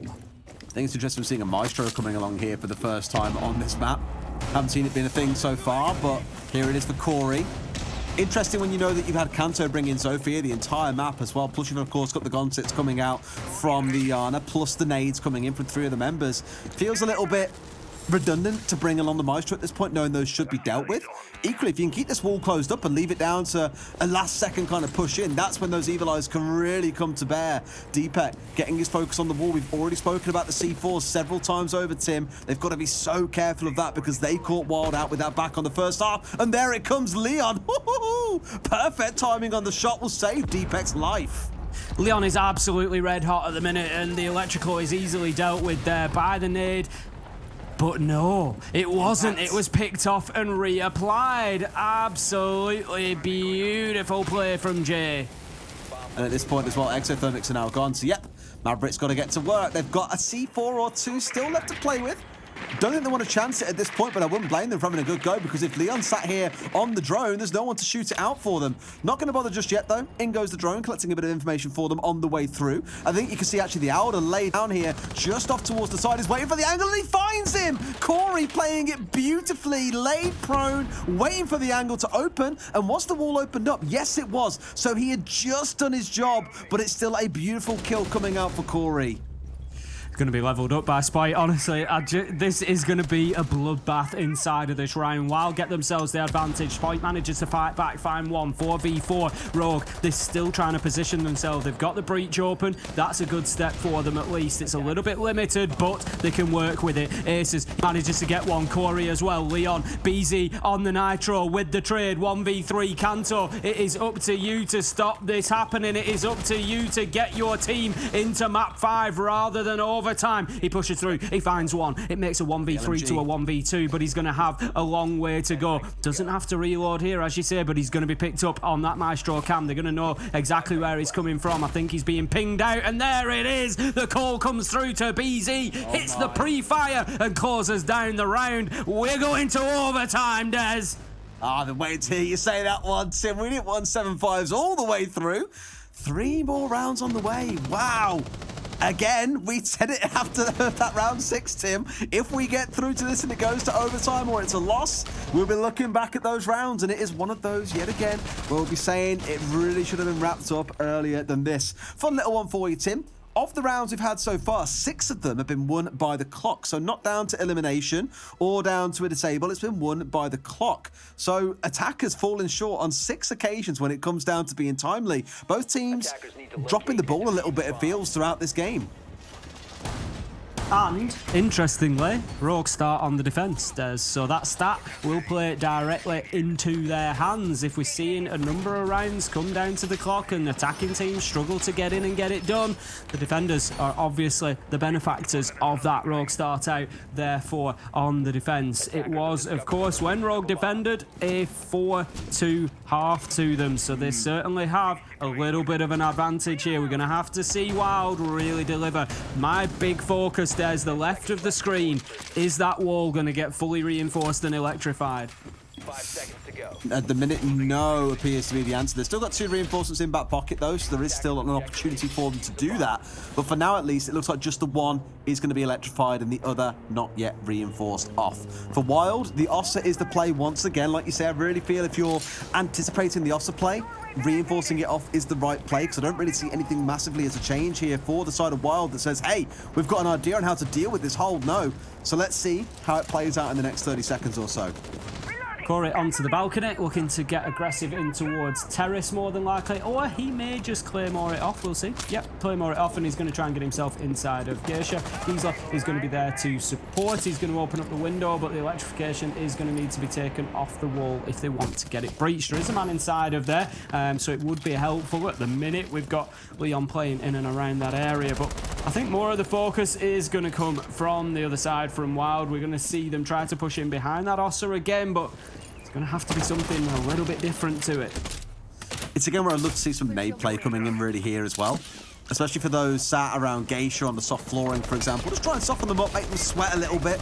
You know, think about Leon when he managed to repel inside when he was on the attack just a few rounds ago.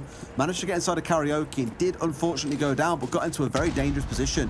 Giesler here coming in actually laterally with these nades instead. Does tickle Deepek a little bit, doesn't bring him down. As 3 members now looking to converge on this Geisha balcony.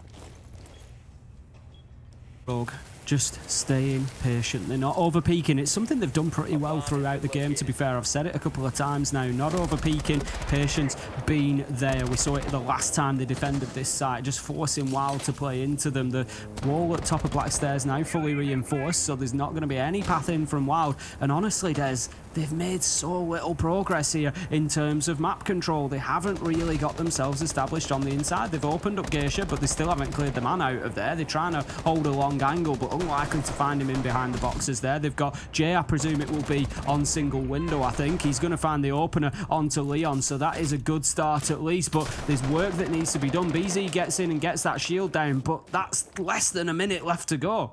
That wall is reinforced, by the way, Tim. They came across and did it later on. So, yep, they've gone for the sort of setup they were thinking about before. Now, whether Corey gets over there and uses those Salmas to start getting it open so they have a way forward is entirely up to him. Right now, he's still on Geisha's side. They find a second in the round. The impact comes out. Crash goes the shield in front of BZ's eyes. And the C4 over the top. It gets the canister. BZ's forced to expose himself. He's on 5 HP. One more tick would have been enough, but he'll keep himself alive for now. Down goes Jay.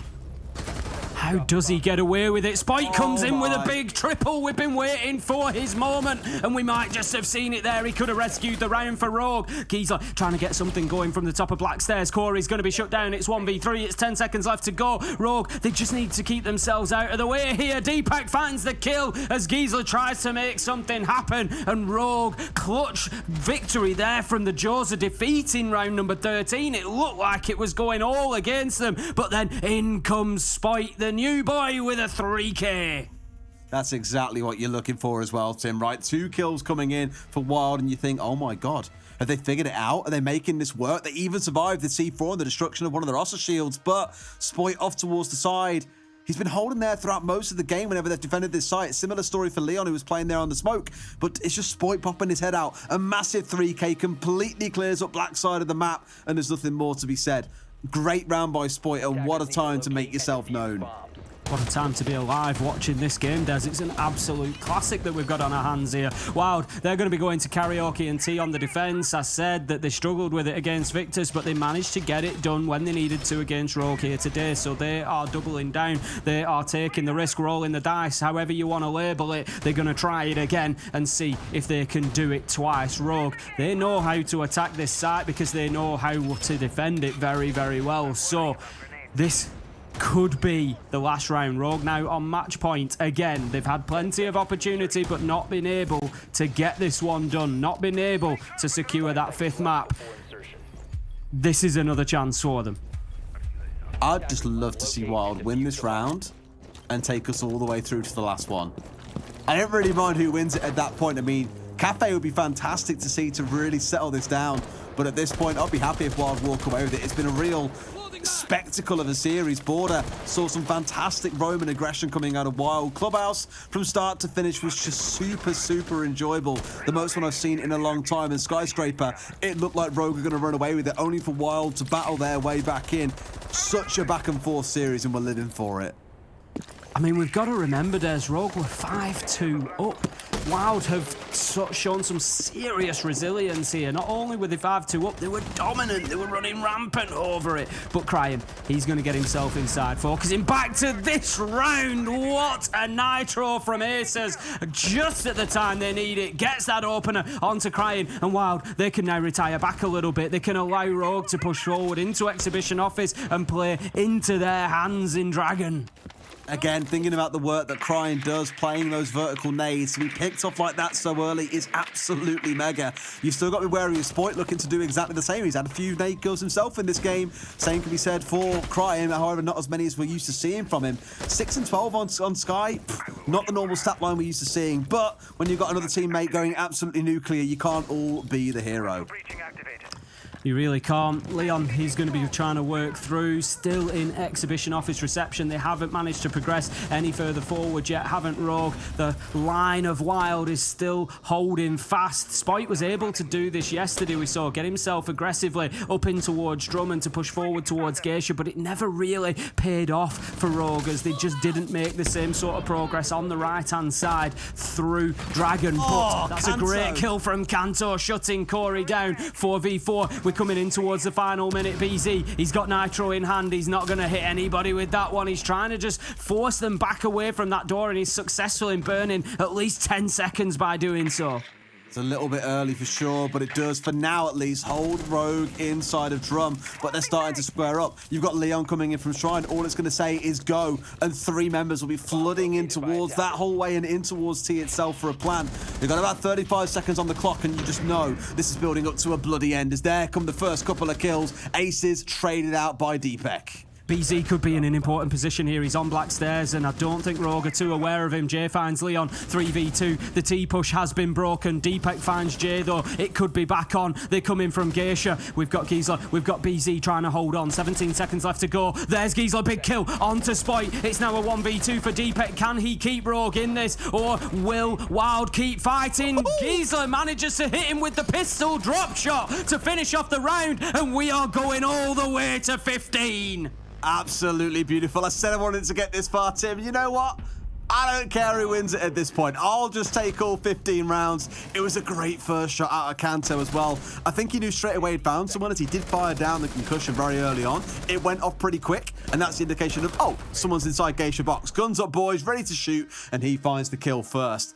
Again, it should not have got to this point. Rogue should have been in a position where they had this over the finish line a long time ago, but Wild have given themselves every opportunity to get the win. Barbecue and Kitchen is where Judgment Day takes place. Somebody could end up with a roasting on the back of this one, because it is all or nothing now. Looks like we might need to just have a quick rehost, as Giesler has dropped out there, so we will likely come back to our faces, and then we will get back into this just as soon as possible. Don't worry, you won't miss a single second. This is going to be round number 15, Des. This is the first opportunity as well. We've got to point out, this is the first series point opportunity for Wild. They haven't had an opportunity to take the whole thing yet. Obviously, they won map 1, but that was only 2 maps overall with their advantage, so that was never a series point opportunity. And then it was Rogue who won 7-5, so there was never a chance of them winning the second map that we've seen played today, third technically in the series. So yeah, first opportunity for Wild. That's got to be a lot of pressure when they know that the whole thing is riding on this.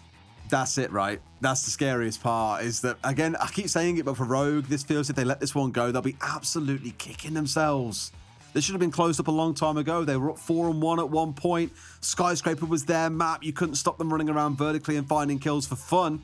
Yet somehow Wild have battled their way all the way back in. And knowing that it's Barbecue and Kitchen, thinking about what we've already seen on this site before, the aces whiff in the dying moments, the craziness that has ensued with the clock as well, you just get the feeling this is not going to be a clear-cut affair. It's not going to be a flawless round. It's not going to be a stomp.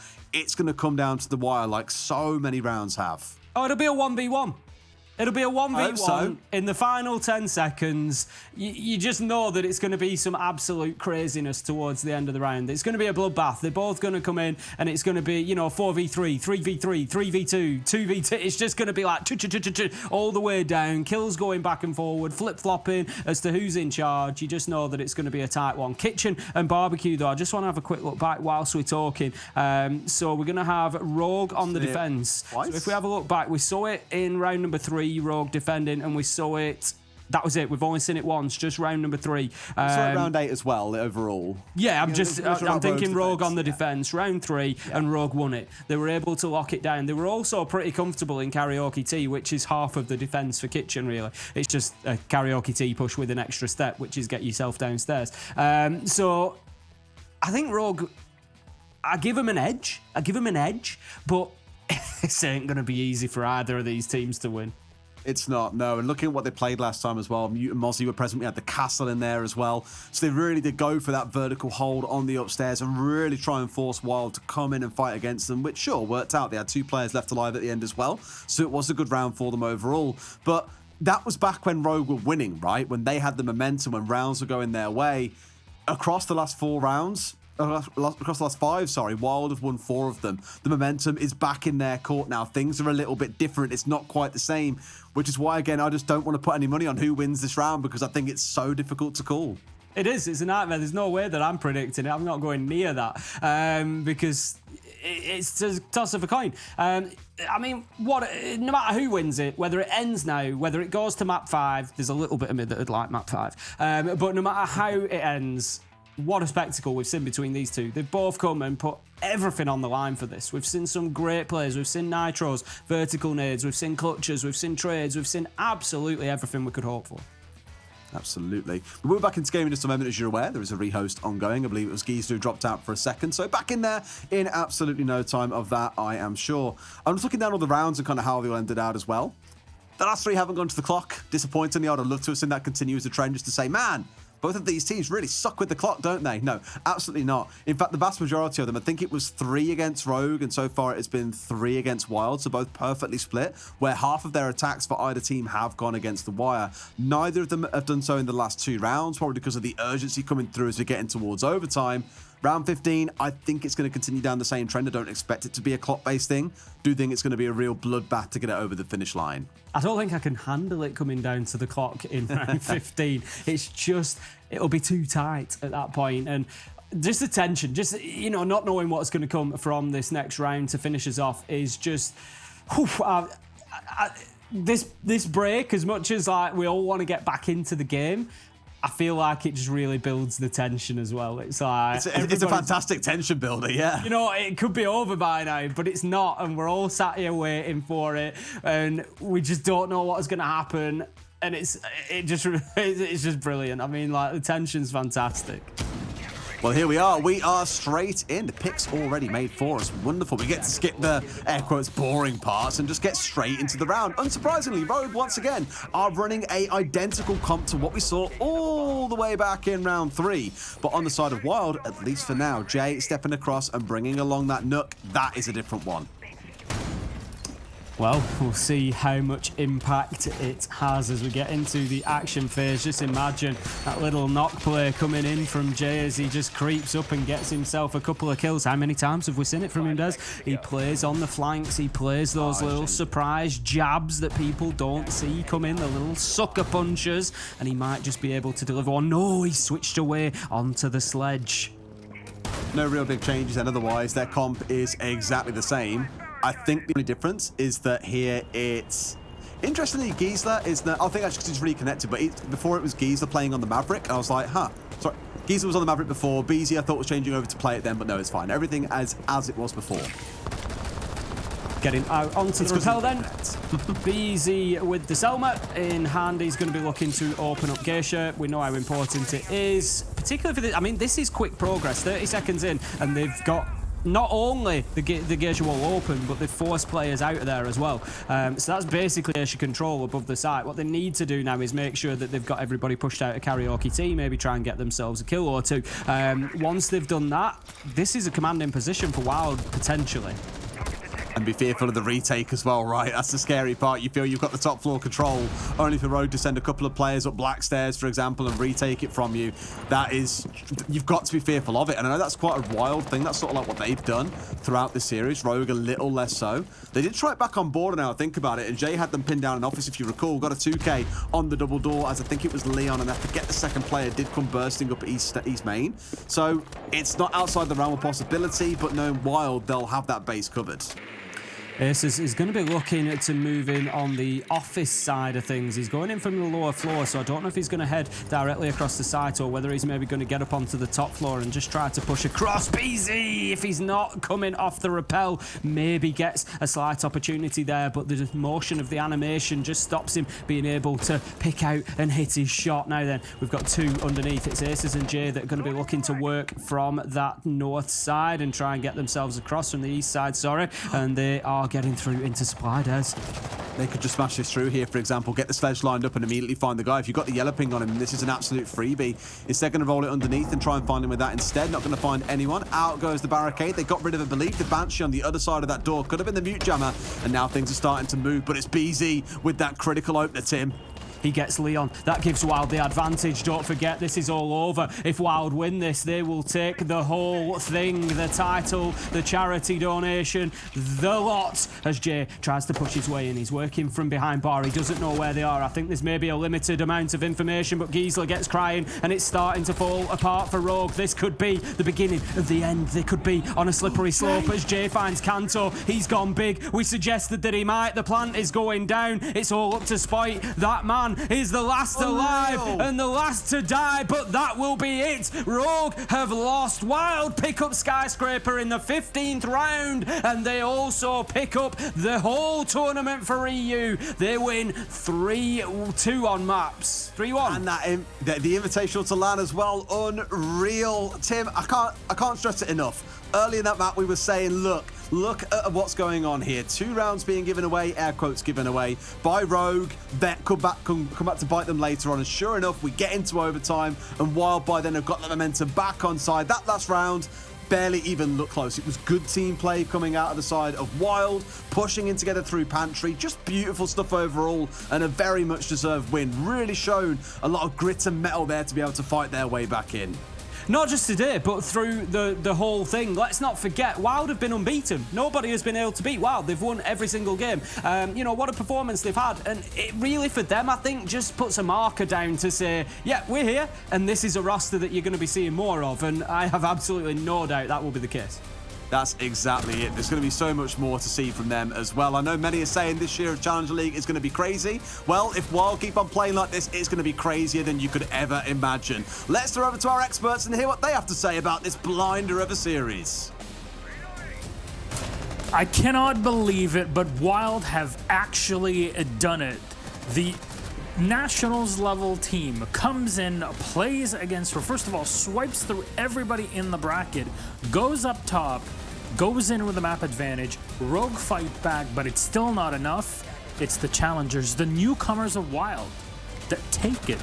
Keep in mind, Corey was on Rogue in the past. Aces, also from Wild, both they were on Rogue in the past. The revenge is complete, and they have done it. Rogue fall apart against Wild on our penultimate map of Skyscraper. That's how far we've gotten today, and that is only one of the 3 best-of-5 series that we're going to go through. Welcome back to the Endless Tower, the tippity top of the tower here, where there's celebration fireworks all around. You can't see them; they're a bit behind the buildings. It's a big city, but that's what we just had. Jacob, please help us break down Skyscraper. I mean, is it really worth it to break down Skyscraper, or is it more worth it to break down the fact that Rogue went to Border again and lost it for the 3rd consecutive time? The whole catalyst of this series might just have been the fact that they opted to go back to that map, and that is the feds coming for them right now as they... I thought it was the ambulance to take them to the Burns victim unit. Yeah, dude, exactly, call an ambulance, but not for Wild, because they stuck in this thing very, very well. Yeah, you mentioned, like, vengeance is theirs. This is a really cool moment for this squad. They get the chance to go to land. They'll fight for like a little bit more glory down the road. But for Rogue, I really, really wonder if it's a matter of them beating themselves here, because Wild was a very capable team. We already had like notions that they might be able to walk away with this series anyway, but it kind of feels like Rogue just beat themselves up more than they really had any rights to. So hopefully they clean up their act for stage 2. Do you know how many people are going to be in chat saying Throg? Because they were up rounds, and I mean, I will say that every time anyone mounts a comeback in that kind of fashion, 9 times out of 10 it's a side switch, and then 1 times out of 10 it's the other team dropping the ball on rounds that they should have had. I will say in this case, Jacob is right. There was a bit of self-inflicted loss capacity here for the side of Rogue that they themselves probably could have stemmed the bleeding of way earlier. Even when we got into OT, they get that first round, and I think to myself, Skyscraper is a map you know. And the way they moved on attack really showed me they understood the map, they understood positioning really well. The way in which their utility was used was to maximum capacity. And even though Wild lost a lot of attacking rounds on time, then we did hear the casters refer to the fact that both teams actually threw rounds to time 3-3. So it was pretty even in the end. And at the end of the day, you get to OT, you managed to win that 1 extra attack. I mean, that's all that matters for Wild. They don't really care about all the other drop balls in the recent rounds before that. So that's a tough one to swallow, I think. I think there's going to be some Twitter banter to come. I'm looking over. Can't wait for that. I'm waiting for it. Yeah, I'm waiting for it. Rogue... That's true. It's part of the experience. It's the whole joyride that we get at the end of it. And with that, Rogue have taken the L on this one. And to pivot away from it here, kudos to Wild for making it through that entire bracket and getting the win today. You know, they might have 2 players that are well known to have the experience, but and despite the fact that Rogue have had a player change, they're kind of working on it now with Spoit. It still is a victory. Wild deserved every bit of it all through the bracket to here. But what did they win? Well, here's the prize pool distribution just to remind you in case you've forgotten. If you're first, and in this case you're Wild, you've won $250,000 to give to your favorite charity out of the 6 that we have here that make Gamers Without Borders, brought to you by Savvy Gaming Group, happen. UNICEF is what they've chosen. And as for Rogue and Victus, they've gone for UNHCR, which is the UN Refugee Agency, and Heroic going for UNICEF themselves. Thank you very much. 300,000 to UNICEF and 200,000 to the UN Refugee Agency in total. Thank you very much for your donations, but also congratulations to WYLDE, because not only have they won today and the privilege of giving away those 250K to the UNHCR, but also that they qualified to a major event. That'll be happening in Saudi Arabia and Riyadh in a couple of months, so stay tuned to more information on all the things happening up until then. Final thoughts on all of this, Jacob?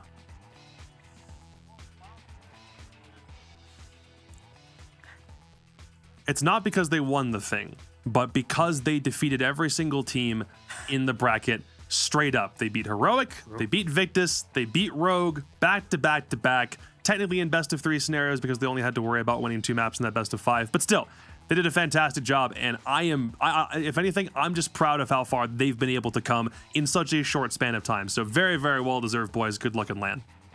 I think the biggest talking point that I've seen come up on social media is that the discourse is now the tier 2 and tier 3 scene in Europe is so deep, it is so impactful that a lot of these, different regions are looking at it saying, wow, the strength is strong.